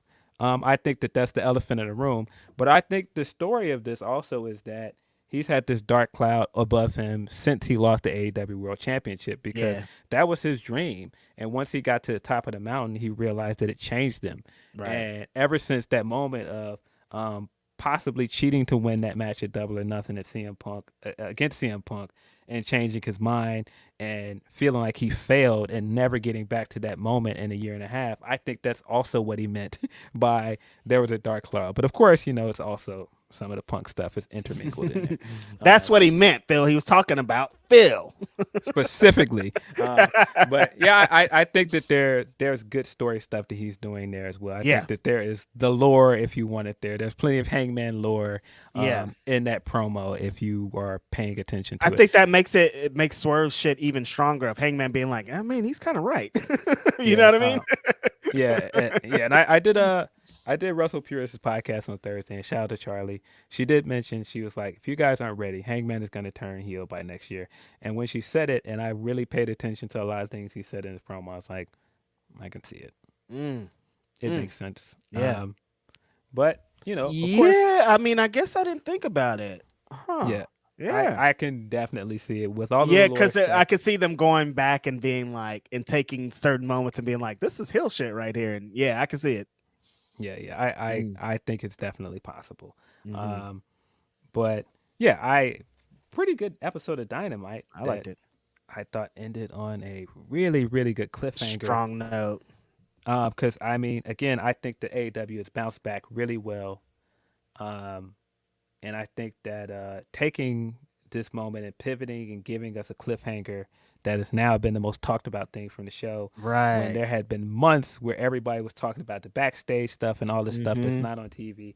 And now you've got everybody invested. 30-second clip, Phil. They got it with 30 seconds. Yes. So, of course, if you were not watching this, for context, right after the main event segment with Swerve and Hangman, we ended on a beatdown section where there were 4 masked men beating down on Jay White, and they were led by someone wearing MJF's devil mask. And I say someone wearing his mask because it did not look like MJF. It was a much more slender guy. I don't think it was MJF. I'm not sure who it is, but based on all the clues we got, there's some speculation, brother. Everybody knows they're getting their little answers in. Based on all the clues we got on Wednesday, that if you connect all the dots, it sure seems like it's Adam Cole, because you can look at several things. During the fishing segment, what started the back and forth between him and Max is Max was asking him, "Why were you on the phone so long with Roddy?" That was the first thing that laid the groundwork that he's plotting something with Roddy behind his back. And the other part of it that Adam Cole has been doing since day one, when he pulled that ring out, he already knew what he was doing it. He's been one step ahead of him every He hasn't step gotten of the way. one time off that Adam Cole didn't catch him. He's never tried to do something behind his back, and Adam did not know about it. That was the other hint that I looked at. But then also, if you noticed, after he left the ring, when Roddy and the Kingdom were at the top of the ring, Roddy was yelling his name, and he was like, "Yeah, come in the back. I got to talk to you about something." And, of course, the next time we see 4 figures together, they're beating down Jay White. And so the other hint, of course, is that the Devil Mask was behind Adam Cole in the visual after they had won the titles at All In. There's also the hint, even in the Righteous segment, where they had all of the paper dolls and Adam Paper Doll called him a liar. All of the hints seem to point to Adam Cole. There's also the fact that not just who would try to stand up on behalf of MJF to beat up Jay White after that segment, who would have the most gain to want revenge on Jay White. I don't know, the guy that turned on him in the lead up to Forbidden Door last year, and the guy that was in the match where he got a concussion and he was off TV for a year. So all of those hints point to Adam Cole. It sure seems like it's Adam Cole. If you're looking at a Slender Man, there's also the fact that when the camera showed the guy wearing the devil mask, it did not show his lower half. Nope. All of the clues point to Adam Cole. So I'm not sure if, as for the 4 guys, could easily be the Kingdom and Roddy. And one of the guys standing up against the World sure looked like he had a neck brace. A neck brace under his turtleneck. Yeah, because I mean, if they've had this angle mapped out for weeks, I'm sure the Adam Cole injury didn't play into it. So that's gonna, you know what I mean? Like that might have something to do with it. It could be a mystery for a little bit. They could stretch it out. So it's going to be interesting to see what they do here. But I do love that it was a cliffhanger. I think that the best thing about the Monday Night Wars is like there used to be cliffhangers. It used to be like Raw is over and I cannot wait to see what happened next week or SmackDown or whatever because this cliffhanger. There's not enough cliffhangers anymore. So I love that they left that. Yeah. But it's also it leaves it very open-ended because, of course, another guy that likes to wear masks that, you know, Jay White just pissed off on Collision was Andrade. So this could also be Andrade and LFI as well, but also that did not look like Andrade. Cause that definitely didn't look like Andrade under that mask. Andrade's a much bigger guy. Which, by the way, I thought this last week's episode of Collision was the best episode of Collision. Oh, that was fire. Yeah. I really enjoyed Collision last week. But there's reason to believe that it could be LFI. There's other suspects you can throw in there. The funny, absurd thought that I threw in there that, of course, is completely implausible. Absolutely implausible. Could not possibly be him. Is, of course, who was the guy that he debuted the devil mask on? One Charles Montgomery Punk. You wildin'. It's absolutely not Punk, but I thought about that right away, and I was like, "Oh yeah, he did debut that mask on Punk." This guy is wild. But there's no way it's Punk. It's absolutely no way. I thought about that right away, though. I was like, slender guy has a reason to have has a beef with Jay White and MJF. Could you fucking imagine? That would be hilarious. But it's not. Of course, not CM Punk. Other options like this could be anybody, man. Like this could be, maybe it's Roddy. I don't know. Could actually be MJF. Nobody knows. Too. I don't think that it's MJF. But like I said, all of the hints, like I said, point to Adam Cole. But the fact that all of the hints point to Adam Cole could be that it's not Adam Cole. It might be too obvious. Mm-hmm. Could be somebody we don't even know. It could be a new guy that's debuting. I don't know. Ali did lead Retribution before. Another theory that I saw out there that would be very interesting, somebody else that might have some beef with Bullet Club and have some beef with MJF that hasn't been on TV is one Jack Perry. He's a smaller guy, and he also has a connection to MJF from the Pillar stuff. He makes a lot of sense now. Who would the other four guys be? I don't know. But I also really kind of like the idea of it being Jack. There's reason for it to be Jack. I don't know. I'm kind of thinking he should join Bullet Club still, though. I don't know. I'm kind of still on that one. Another one that somebody just put in the chat that I also saw that would be interesting because it was Retribution-esque. Mustafa Ali. Mm-hmm. He's not free to. I don't think he's free to wrestle anywhere else yet. Not immediate. I'm not sure what his non-compete clause is, but also an interesting idea. I got one. The beatdown was fake. That actually was the Bullet Club, and Jay White's pulling the trick over everybody. I could see that as well. I could very much see that this is another guy that's joining Bullet Club that's wearing the mask. Right. And I could see this all being a ploy on Jay White's side. That's what's great about this story. It could be any of this. I've also seen people say that could have been Finlay, and that could have been the War Dogs. Yeah. Right. So because they're over here doing this Bullet Club Gold shit, and y'all, I mean, that too, yeah. And that would also, of course, tie to Wrestle Dream and like the connection to New Japan. So that makes sense. There's plenty of options here. I think it's really exciting to speculate about this. I think some of the fantasy booking already is kind of cool. I don't know who it is, but I want to be surprised. I want to see who it is, and I'm in. I am very much invested at this point. Same. I think it was a good angle, especially at the end of the show. Yeah.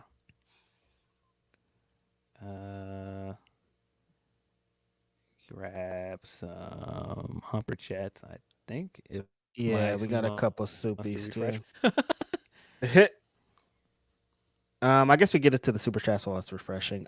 T-Rav THC says a next strong surprise is wild from Van Twinblade.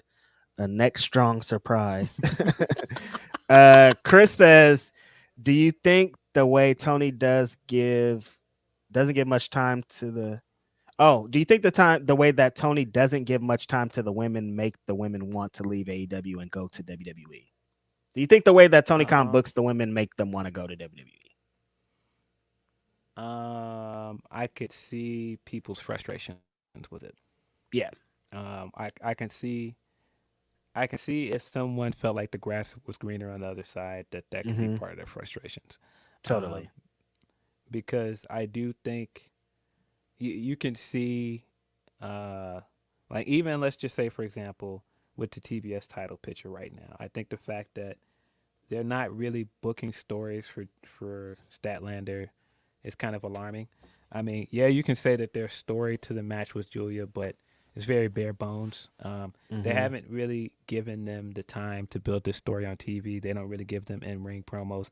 I think the stuff that Brody did on Saturday for Julia was good, but why can't you just let Julia say that? Why can't you why can't you let these two women get in a ring and do what Jay White and Max just did? You don't let the women do that enough. You don't let them build their stories in the same way. And I can see people getting frustrated with that. Now, I don't know if that means that's going to force people to leave, but again, I can see the frustration. Because, I mean, even with the Sheeta stuff this week, I thought Sheeta versus Ruby was a really good match. Sheeta hasn't missed in the main event when she gets that opportunity. And I thought Ruby was really good in this as well. But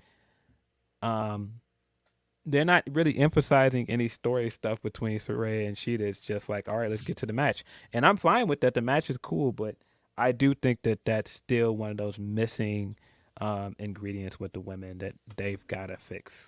Totally. Agreed. Coy Stalling says, enjoyed you on Wrestle Purists. Love your insight. Did you get to see MJF interview with Ibu? Do y'all think MJF secretly resigned already? Yeah, I appreciate that. I did not see the interview. I saw that they put up the teaser for it. That's dope. I'm forget all the stuff I said earlier about rooting for black people. I am secretly hating on Ibu. Boo, hiss. Not just playing. Maxwell, Jacob Friedman. I don't know why you keep ducking us, bro. Definitely ducking you boys. What's up, man? Why you ducking us, Max? Yeah, but no, that's great for them. I have not seen the interview. Ibu's dope. I haven't seen the interview yet, but I'm going to check it out. I would not be surprised if he's re-signed at all. I wouldn't be surprised one bit. And if I were to put FanDuel money on it, I'm saying that he already put ink to that paper. But, things could be things.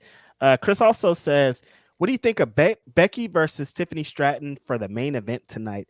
NXT No Mercy in Bakersfield. That just sounds wild still. Every time I say it, I'm like, what, dude?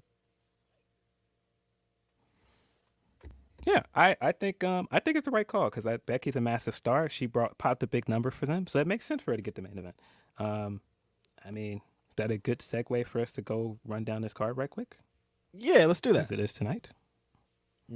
Here, let me get it in front of me. But looks like an interesting show. But yeah, I definitely agree with them getting the main event. I think Becky is Becky. Yeah. And nobody else on that card is the caliber of star she is. So it makes sense for her to get that spot. Yeah, I think with that rating that she did a few weeks ago, this is like, duh. Of course, she's going to be in the main event. She's a big star. Yeah. You want more eyes on NXT, and this is the way to get it. Excuse me. So let's see. On the pre-show, we got Blair Davenport versus Kalani Jordan. Then we have Noam Dar going up against Butch with Tyler Bate in his corner. It's going to be a British Round Rules match for the NXT Heritage Cup. I think that's going to be great. I think a lot of the matches for the Heritage Cup have been really good. He's still Butch even in NXT too. What the hell's going on here? Yeah. I thought those invitational matches were great. Butch is Butch. He's going to have good matches. And I think Noam Dar is insanely underrated. You like this new Matrix shit or whatever what are they called? I don't really understand this gimmick that he's doing, but I think what is it called for Matrix for real or some shit? The metaphor or whatever they're doing. It's so corny, but super corny. So corny, but I think the match will be fun. I'm excited for that. Yeah, they're both great wrestlers. Gnome's beyond the fucking shenanigans is really good. Yeah, we've got the family, which is Tony D'Angelo and Stax versus the new tag team of OTM, which is the Scripps joint where they had the two. Oh yeah, the dice plan, big niggas. Yeah, yeah, OTM out the mud. That's what it stands for. Okay, I like that. That's a dope name. So Tony D'Angelo and Stax versus OTM versus the Creed brothers versus Humberto Carrillo and Angel Garza. Oh shit, that's a packed match for the NXT Tag Team Championship. I think that could be a fun match. I don't know who to predict is going to win that match, but there's a lot of talent in that match. So, are the champions Stax and I feel like they're going to retain. Yeah, wouldn't be surprised. I don't think they're done with the Tony D'Angelo and Stax run. Right. But I do think that's going to be a fun tag match. Yeah.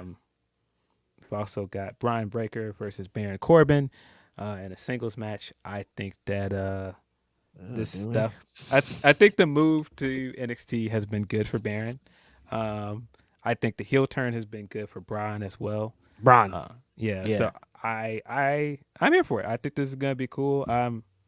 I think Braun is winning this. Yeah, obviously. I like Braun talking to shit this week too, saying that his spear is better than Roman. I fucks with him.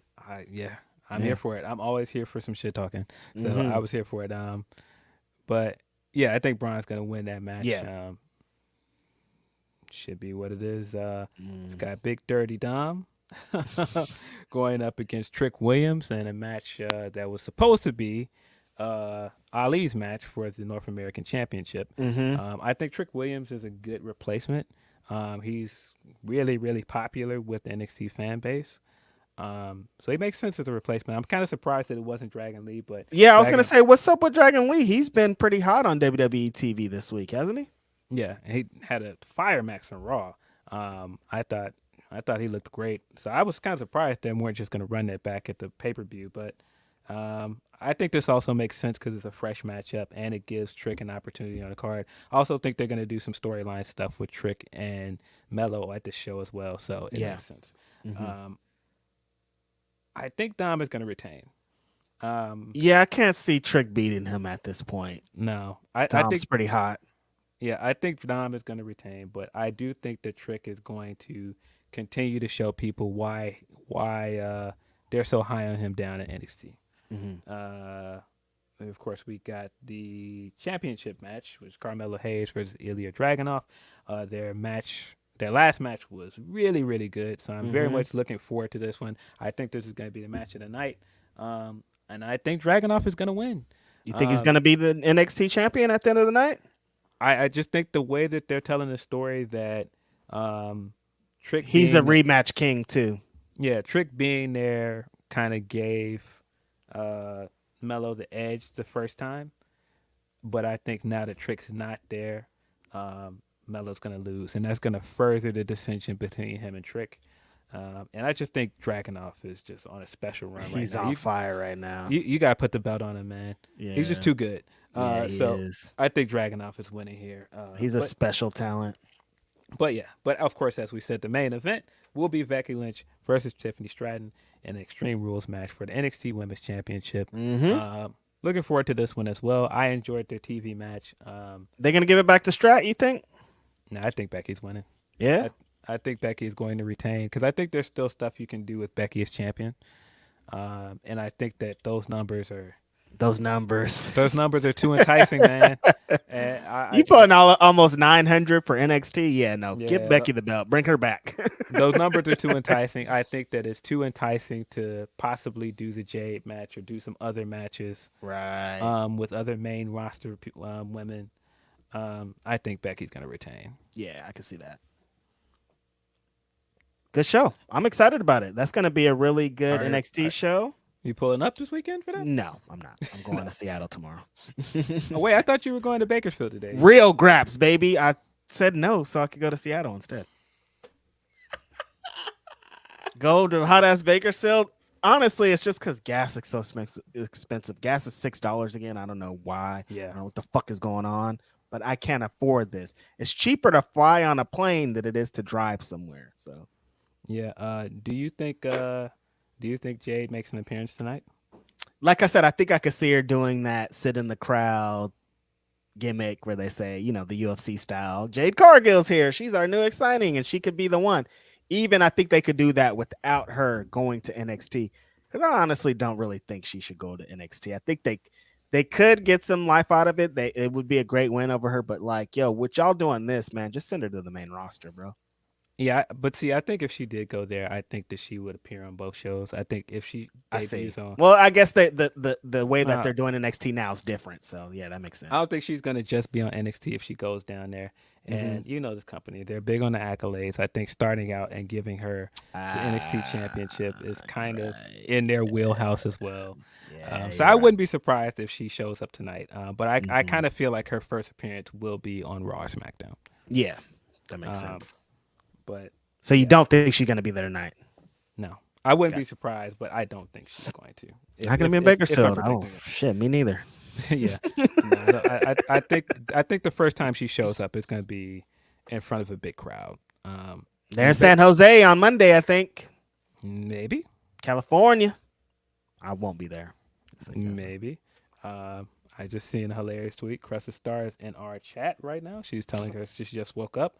For all of those people that are like, why isn't she our permanent? Exactly. She wouldn't even have made it to the show today. She just woke up. We're at the end of the show. Oh man, shout out to Cresta, man. Great it was times. really cool to see people embrace Cresta last week, man. She was a lot of fun to have the show with. So just like I said, I knew it. I'll let you guys a little bit behind the scenes. When Will gave us the news of few months ago, and I thought like there's if we're gonna do a replacement, there's like a short list of people. Cresta was 100% on that list because I knew the type of energy that she would bring, and she brought it exactly to the show last week. So everybody being supportive and following her and saying that they loved her, it's great. Thank you guys. Yeah. Big shout out to Cresta. Yeah, I mean, that's pretty much it for that card. We got any more super chats left? Yeah, we got a couple more super chats. Coy Stalling says, that's why we love Eddie so much. So much. Same with Darby, the most real wrestlers today. You can relate to them. Loves Eddie because, it feels real, honestly. And Coy also says, is Rampage back to the ladies killed it last night? I feel like the women's division about to go stupid for some reason. Call me optimistic, I guess. Think you're optimistic, sir. I want to see it. I mean, look, and the problem is usually not the matches. I think they're good for giving us some good matches here and there. Like I even enjoyed the match we got from Dynamite. I thought Willow and Julia had a pretty good match. That was good. I did not want to see Willow lose, of course, but I thought it was a good competitive match. Right. Will Chisholm says, I don't know why, but when I saw OTM shooting dice, it popped me. Sadly, that happened when I was in high school after basketball practice. Yeah, totally. That was happening in all kind of places where I was. Will Chisholm also says our last super chat of the day. Becky pulled a big number, and Io versus Asuka hit a big number last week. Plus, Jade versus Chris did good too. Yeah, the women are cooking. They're pulling off numbers, and they're executing when they're giving the opportunity. Yeah. See if we have any more Humper chats before we hop into this Wrestle Dream card and get up out of here. Okay, we got one more from Bizarro Big L. He says, "Here's what bugs me about Adam Cole injury. Usually when you break an ankle or a hand, you only use a soft cast until they can give you an air cast or wrap a plaster one. That along with how smooth the segment got set up, it's setting off my senses for show. Yeah, a lot of people definitely think this is a work. That this injury is fake. I've seen other people throw out other theories as to why they think it's a work. I've seen people saying that when he first got injured, he was favoring his right foot, but he had his left foot wrapped. I don't know. It could possibly be a work, but I think the fact that the thing that makes me feel like it's not a work is that you got this righteous match Sunday, right? So, in what possible way is it smart to do a work where you leave your champion in a spot where he might have to be pinned by the righteous on Sunday? Yeah, that doesn't make sense as a work. Does it? Like, I mean, for them to go again, for Britt Baker to show the X-rays and all this, for them to basically say like he needs surgery. He said he needs surgery, and that's also been confirmed in another report about it that he's gonna get surgery for this. I don't think it's a work, guys. Yeah, I don't think so. I wouldn't think so either. But I mean, stranger things have happened. I mean, if we're back to that style of wrestling again, we're back to that kind of kayfabe. We're working everybody, brother. Cool, but I don't think that this will work. No. I think that he's legitimately injured. Mm-hmm. I don't see any other Humper chat, so let's pull up this Wrestle Dream card and wrap this thing up. Tomorrow, Seattle. Very exciting stuff. Yeah, very. Yeah, people that were getting upset at a certain tweet that I saw, I just thought about. Who tweeted it? I can't. Don't try and get me in trouble. I can't do it. Leave me alone. I'm like, who tweeted about it though? I can't do it. Just give me a hint. Let's see. So here I got the Wrestle Dream card up. Yeah, this looks like a good show so far. Based on what we've seen. They keep pulling these cards out of nowhere and getting it out there at the last minute. Yep. And the cards have been delivering. So they did it. But let's see. So on the 0 hour, we're getting the Acclaimed versus TMDK. TMDK in a AEW Trios Championship match. They announced that on Rampage? Yes. Yeah, I'm sorry. I got distracted because somebody was trying to call me while I was looking down at the card, and then I was trying to read their text that popped up while I was also trying to read this. So I was multitasking. Yeah, it's just my sister trying to check up on me. But also on 0 hour, we're getting Luchasaurus versus Nick Wayne. I thought the Luchasaurus stuff on Collision was very good. Him looking a little bit down after Christian stole his title away, and he, for whatever reason, didn't want to raise up on him, and so he just accepted it. Yeah. You don't have to take that Lucha, bro. No, you don't have to accept it. You don't. You can beat his ass. You're bigger than him. You're bigger than him, bro. Like, what are you doing, man? Come on, man. What Graham called him that time? A Dino Cuz? Come on, Dino Cuz. Come on, Dino Cuz. But yeah, into the main card. Yeah. We have got a lot of matches, more matches than I thought. We have 10 matches on this card. Damn. Yeah. Of course, the biggest talking point for a lot of people, MJF will be taking on the Righteous, Vincent and Dutch. Vincent will be snapping down the ring, and it will be a handicap. I am back and forth on this because I don't know how you can have Max win this match and not bury this tag team. You can't. You can't. I feel like, and how much longer can you prolong this if Cole is going to be out? How much longer can you keep those belts with Max? So the issue is how many losses does Max have? And he hasn't had a loss in a long time, and he loses to the Righteous on this show. Yeah, but see, this is why I'm back and forth, because I don't think that they're gonna. I don't see the Righteous pinning him. But he shouldn't beat them, though. You shouldn't have one guy. I hate when one guy beats a tag team. He should not beat a tag. And you got Dutch on the other side. He's huge. That would bury him. You're dead. I don't like the idea of him beating them. I think there's going to be shenanigans galore in this match. I would not be surprised if the cliffhanger from Friday was to set up somebody interfering in this match, and helping the Righteous beat Max. But that visual of the Righteous pinning Max is wild. That's wild. This man has not lost a match. I'm saying in months. The match. What do you do, Phil? What do you do? I don't. Schmaz a shitty finish? You can't. I don't know how they're going to book their Double way out. DQ or something. Ugh. Yeah, I don't know how they're going to book their way out of this, but I don't know. Tentatively excited to see what storyline stuff they're going to do with this. Right. I like the Righteous. I think Me that too. I think That's why you shouldn't beat them. I think they're a good tag team. I think that I think they're getting over as well. So that's another reason why I'm like, I don't want to see them lose to just Max. That would be crazy. You can't. Yikes. So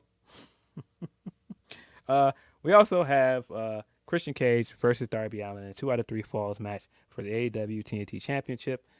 I think that Darby is possibly going to win here. I think that they're setting it up this way, but I also think the story stuff that they're setting up here is that, of course, Christian Cage agreed to not bring Luchasaurus out there, and he's just like, I don't need Luchasaurus to beat you, which implies that Christian can beat him by himself, but it also implies that somebody else is going to come out to help him win, which could be. And who would do that? Which could be one Adam Copeland. And all of this stuff leads to that. The fact that Edge was taken out of the intro for SmackDown on Friday night. The fact that all of the language that we're hearing in these reports about Edge's potential exit sound very similar to the language around Jade's potential exit. Yep. So I definitely think that if Edge does not show up this weekend, he's going to show up eventually. Yeah. So this could lead to Edge showing up to help Christian Cage win this match. And of course, all the story potential there is great because that could lead to Edge and Christian going up against Darby and Sting. It can lead to other matches. I'm excited about this. I think that Christian's going to win, though. Yeah, I think now that I think about it, I rescind my prediction. I think that Edge is going to show up and he's going to help Christian Cage win this match. But no, you got to team him up. I was going to say, do you bring Edge in as a babyface because he's going to get a big pop? Yeah, because he's going to get booed if he beats up Darby. He's not going to get booed no matter what, but he could potentially get booed in Seattle. But I don't know. I think he gets booed if he helps Darby. He helps Christian beat Darby. I think man. He is over like Ruby. Yeah, but I also that's a surprise, man. He's a WWE fucking superstar. You know what I mean? Like superstar. Yeah, straight up. But I think it's also the 2 out of 3 falls stipulation leads me to believe somebody's going to help him win. Yeah. I think Edge is going to help him win. But this is also a weird pay-per-view to debut Edge on. It's not like one of the main right. It's pay-per-views. Not their flagpole pay-per-view. But this might be a way to kind of establish this, and the fact that Tony's putting all of this hyperbole around this and trying to hype this thing up. It's a new beginning. We're changing the game and all this stuff. Yeah. I could see that meaning that we're going to get more than one debut tonight. So I can see Edge being one. Who else? A woman? Yeah. Could see some women. Named after a car? Mariah May has just finished up her time with Stardom. She's made a point of saying that. She also said the stuff during her match in Japan that she was wrapping up. I can see her being someone that shows up. I can also there's a woman match on this card? Yes. Oh, TBS title match. And Julia. Yes. TBS title match. Chris Statlander will be taking on Julia Hart for the TBS championship. Of course, I think the Statlander is winning here. I like the way that they've built up Julia Hart. Julia Hart has improved immensely, but I think Julia's losing. And I think that that's potentially leading to either Mariah May coming out at the end or something else, or possibly getting Mercedes on luxury car or something. I do think we're going to see Mercedes tonight. You think we're going to see Mercedes tonight, not Martinez? Sorry, Sundays. I think we're going to see Mercedes on Sunday. I'm not sure in what way, but just kind of have a feeling we're going to see Mercedes.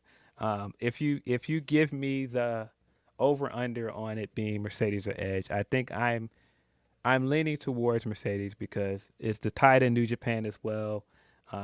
Mercedes, of course, had the dealings with New Japan. I feel like Mercedes is showing up here. I can see it. I think that Edge is going to be there. I don't know. It's going to be interesting. Yeah. So we've also got the big 6-man match. Chris Jericho and the Golden Elite will be taking on Konosuke Takeshita, Sammy Guevara, and Will Ospreay. This is going to be a very interesting match because I'm curious to see how Jericho works with.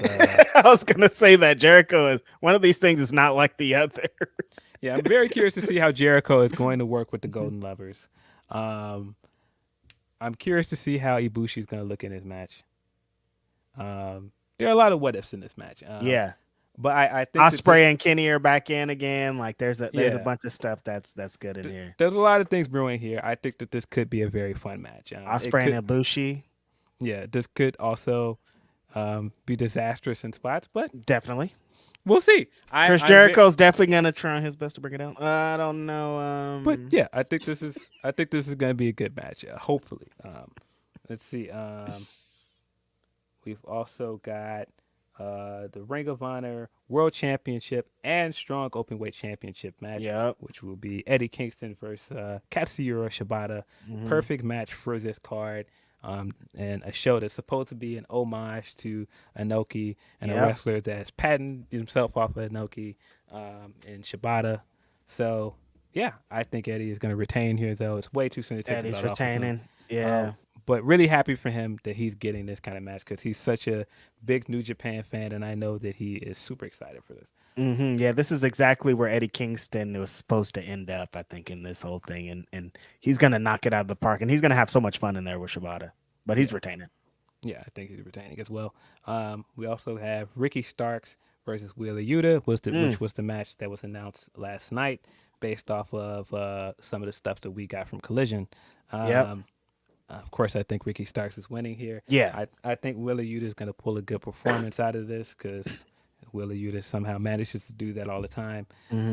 But Ricky's been on a big run, man. He's been a big run since he won the Owen Cup. And I was saying on Wrestle Purist, based off of the run he's had since then, I think you can safely say he's the best Owen Hart Cup winner so far. Out of all of the 4 people that have won it, including the women, I think he's benefited the most from the Owen Hart Cup win. Totally. Yeah, I think everything that he's done since then, being able to interact with Punk a little bit, being in with Bryan Danielson is just like you're about to get exactly what you know. I think Ricky Starks has capitalized off of all that. I'm interested to see how he works with Yuta because he hasn't worked a lot of wrestlers like Yuta and the style that he works. Are they going to work a Yuta style match? Are they going to work a Starks style match? Like, what's this going to be? This is a really intriguing match to me. But I think Starks is going to go over because he's on that trajectory right now. Yeah, I mean, of course, Wheeler works a very technical style.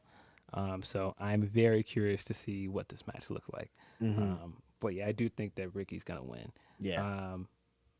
See, we also have a fatal 4-way for a shot at the AEW World Tag Team Championship, which will put the Young Bucks against the Guns, Lucha Brothers, and Orange Cassidy and Hook. This is tough to call because I can see the Young Bucks winning in some ways because I can see this getting back to the rematch with FTR. I can also see them possibly winning and maybe Aussie Open wins. And this is our way to getting the Young Bucks versus Aussie Open. But I kind of think the Guns are going to retain. Are going to win here. I don't know why.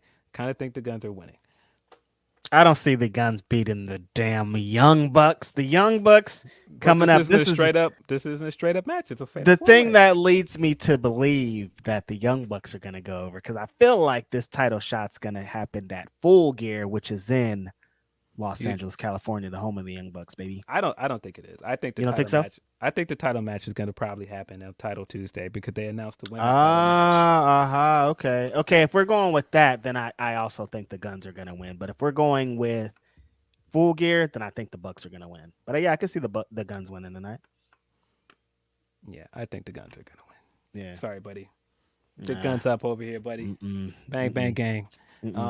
But yeah, speaking of our AEW World Tag Team Champions, FTR will be facing Aussie Open. This match is going to cook. Their match at Royal Quest was fire.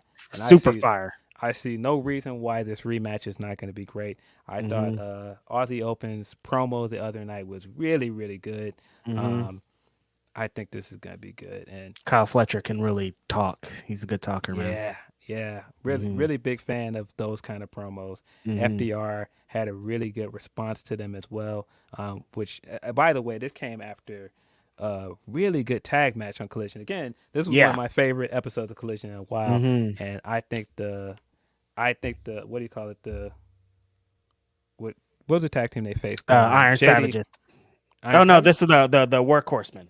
Yeah, Workhorsemen. They've had a couple of them back to back. My bad. Workhorsemen were great in that match. Yeah. And I thought that they're good. It wasn't a long match, but you got to see a lot of what they can do, and they look great. And I like JD Drake in general. I think JD Drake is really, really good. That moonsault he hit, and that was that fall. See, Anthony Henry is really great too. I thought that we've been talking for a while that match was going to bang, and it definitely executed. Yeah, I could definitely see them getting another title match somewhere down the line. But I thought the entirety of that, the title match and the promo that came after, were great. Very much looking forward to FDR versus Aussie Open. Could very much steal the show. Definitely. Very jealous that you're going to be in the. Gonna try to. I'm very excited about it. Yeah. I mean, you haven't even got to the match yet. We've been building one of these matches for damn near 10 years at this point. Yeah, man, that's going to be a fun one. But of course, as you said, the big newsworthy match is the dream match on this card. Is Bryan Danielson will be facing Zack Sabre Jr. in this match. This has been one of those showcase matches for a while to prove who is the best technical wrestler in the world. Zack has some claim to that, and of course, it's Bryan, so Bryan has some claim to that as well. I think this match is going to be incredible. This is the match that we wanted last year, Forbidden Door. It was stolen from us. This match is going to be good. I'm very much excited for this. Big Zack Sabre mark. Big fan of him folding people up, and big fan of the way he talks shit afterwards. He was talking some big shit this week on Rampage. Enjoyed every second of it. Yeah. Very much looking forward to this. This is a big deal. Like I said, it's like 10 plus years in the making. Zack Sabre Jr. hasn't wrestled one match in his life where they didn't compare him to Bryan Danielson. He hasn't done one match where they weren't like, Bryan Danielson. So for him to get this match, they've been in the ring together before, but this is like culmination. Zack Sabre Jr. has been talking mad shit for like really, really bad shit recently in New Japan about Bryan Danielson. Bryan Danielson has said, I'm going to whoop your ass when I get to you. This is a big match. I'm going to the show for this match. Everything is just a cherry on top. Yeah. I very much hope that Nigel McGuinness is on commentary for this match because the way that Nigel hates this man's guts and the way that he was gloating every second he got a chance during the main event of Collision last week was hysterical to me. There was one part of this where Bryan was getting whipped with the strap, and everybody else on commentary was like, "Oh no!" And Nigel's just like, "Nah, this guy's been married for 13 years. He's been whipped." Like, yeah, hold on, man. Hold on, bro. All right, Nigel. Nigel's hella funny, man. He won his match still. He's not gonna stop until he get his match. Yes. Somebody in here. Man called this bro a clam digger. Clam digger. Clam digger Danielson. Yeah, he hates him. He was a blast on commentary on Saturday, and I hope that he is commentating Zack Sabre versus Bryan. That would be a hoot. I don't think he would be. Yeah, I don't know if he will, but that would be so much fun. But main event, or what I'm assuming will be the main event. If it's not the main event, the final match we haven't talked about, will be Adam Page versus Swerve Strickland. Swerve.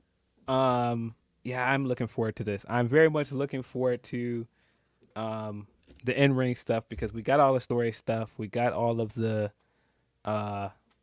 extra academics heading up to it. Hangman is, it sounds crazy to say this. I feel like Hangman is still kind of underrated as a wrestler. Yes, I think his title reign was very much underrated. He was having some banger matches as champion. People just forget that this guy had 2 fucking Bryan matches that were like match of the year contenders in this thing. Had a really good Adam Cole match in this reign. Nah, and He's this good. year he had a great match with Mox. Yeah. So Mm-hmm.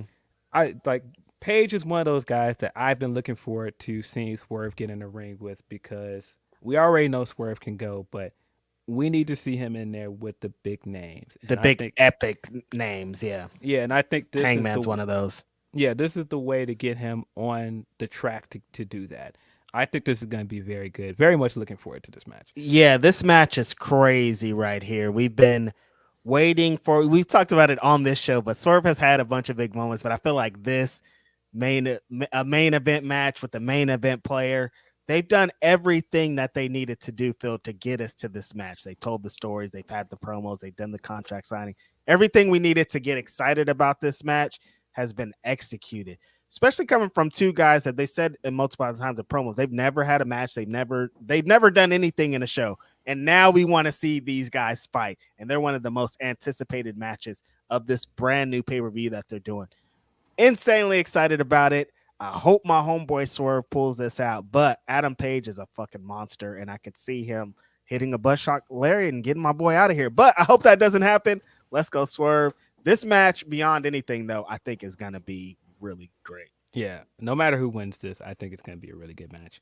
But yeah, I'm looking for it. Hopefully the birthday boy gets his homecoming win in Seattle. And hopefully this leads to them pushing my guy to the moon. So yeah, this looks like a really good card. Should be a fun one for you to be in the building for. This guy probably is going to be at the next two AEW pay-per-views. I'm sure he will be in LA for Full Gear. 1000%. Yeah. So yeah. I got a lot of AEW shows coming up. They're doing a show in November, and actually, I'm gonna be at Dynamite next week because they're gonna be in Stockton, and then they're gonna be in Oakland. Like, I'm outside. I don't want to hear no. I don't want to hear no more, man. I don't want to hear no more. Legit, there's I think there's like 5 more shows in California for like the rest of the year. I don't want to hear no more about this. I'm sick of Chicago stuff. I don't want to hear no more. Okay. I'm done with it. I get it. No, we've been spoiled. I can't even say anything anymore. Let me just check right quick to make sure I did not miss any of our Humper chats. Before we slide, we do not have any more. I don't know. Do we have any more super chats? No, that is all of the super chats. Oh no, actually we have one more from Leonard Aarons III, who says, Title Tuesday, Swerve, MJF for the AEW World Title. Who says no, or is it too soon? I think it's too soon. It's not that it's too soon to put Swerve in title contention. I just think that MJF has so many other things already lined up ahead of it that it would feel like you're kind of shoehorning that in front of other storylines, because you've got Jay White at this point. You've got whatever's going on with this other masked man. I think it's too soon. It'll feel like when Ricky Starks got the title shot with Max. It was like, it wasn't really Ricky Starks' time. Like, they sold it and everything, and it worked out. They had the diamond, the ring and everything, but it just wasn't really the time. And I think that's what it is right now for Swerve. Yeah. Now, wouldn't be mad at it, but I don't. Not think at all. It's gonna happen. Yeah. Yeah. But yeah, that is it for us. We have been here for extended amount of time. We have run over 3 hours for a second week in a row. Thank you guys for being here with this. Appreciate you guys for hanging with us. Appreciate Jonny for stopping through. He was a great guest. Be sure to support him and support what he's doing. Yeah. I don't know if you have anything else out there to plug, right? Just Reg, but nah. If you see me outside tomorrow, say what's up. That's it. Yeah, if you see him in these streets, too sweet him. Sorry if I am infringing on your gimmick, Emilio Sparks. But it's all good. Man, as always, appreciate you guys. Again, if you do want to buy a hat or you do want to buy some of our merch, feel free to check it out at grapsody.bigcartel.com. But other than that, man, this has been Phil Lindsay, Righteous Reg. This is Grapsody. We are out of here, man.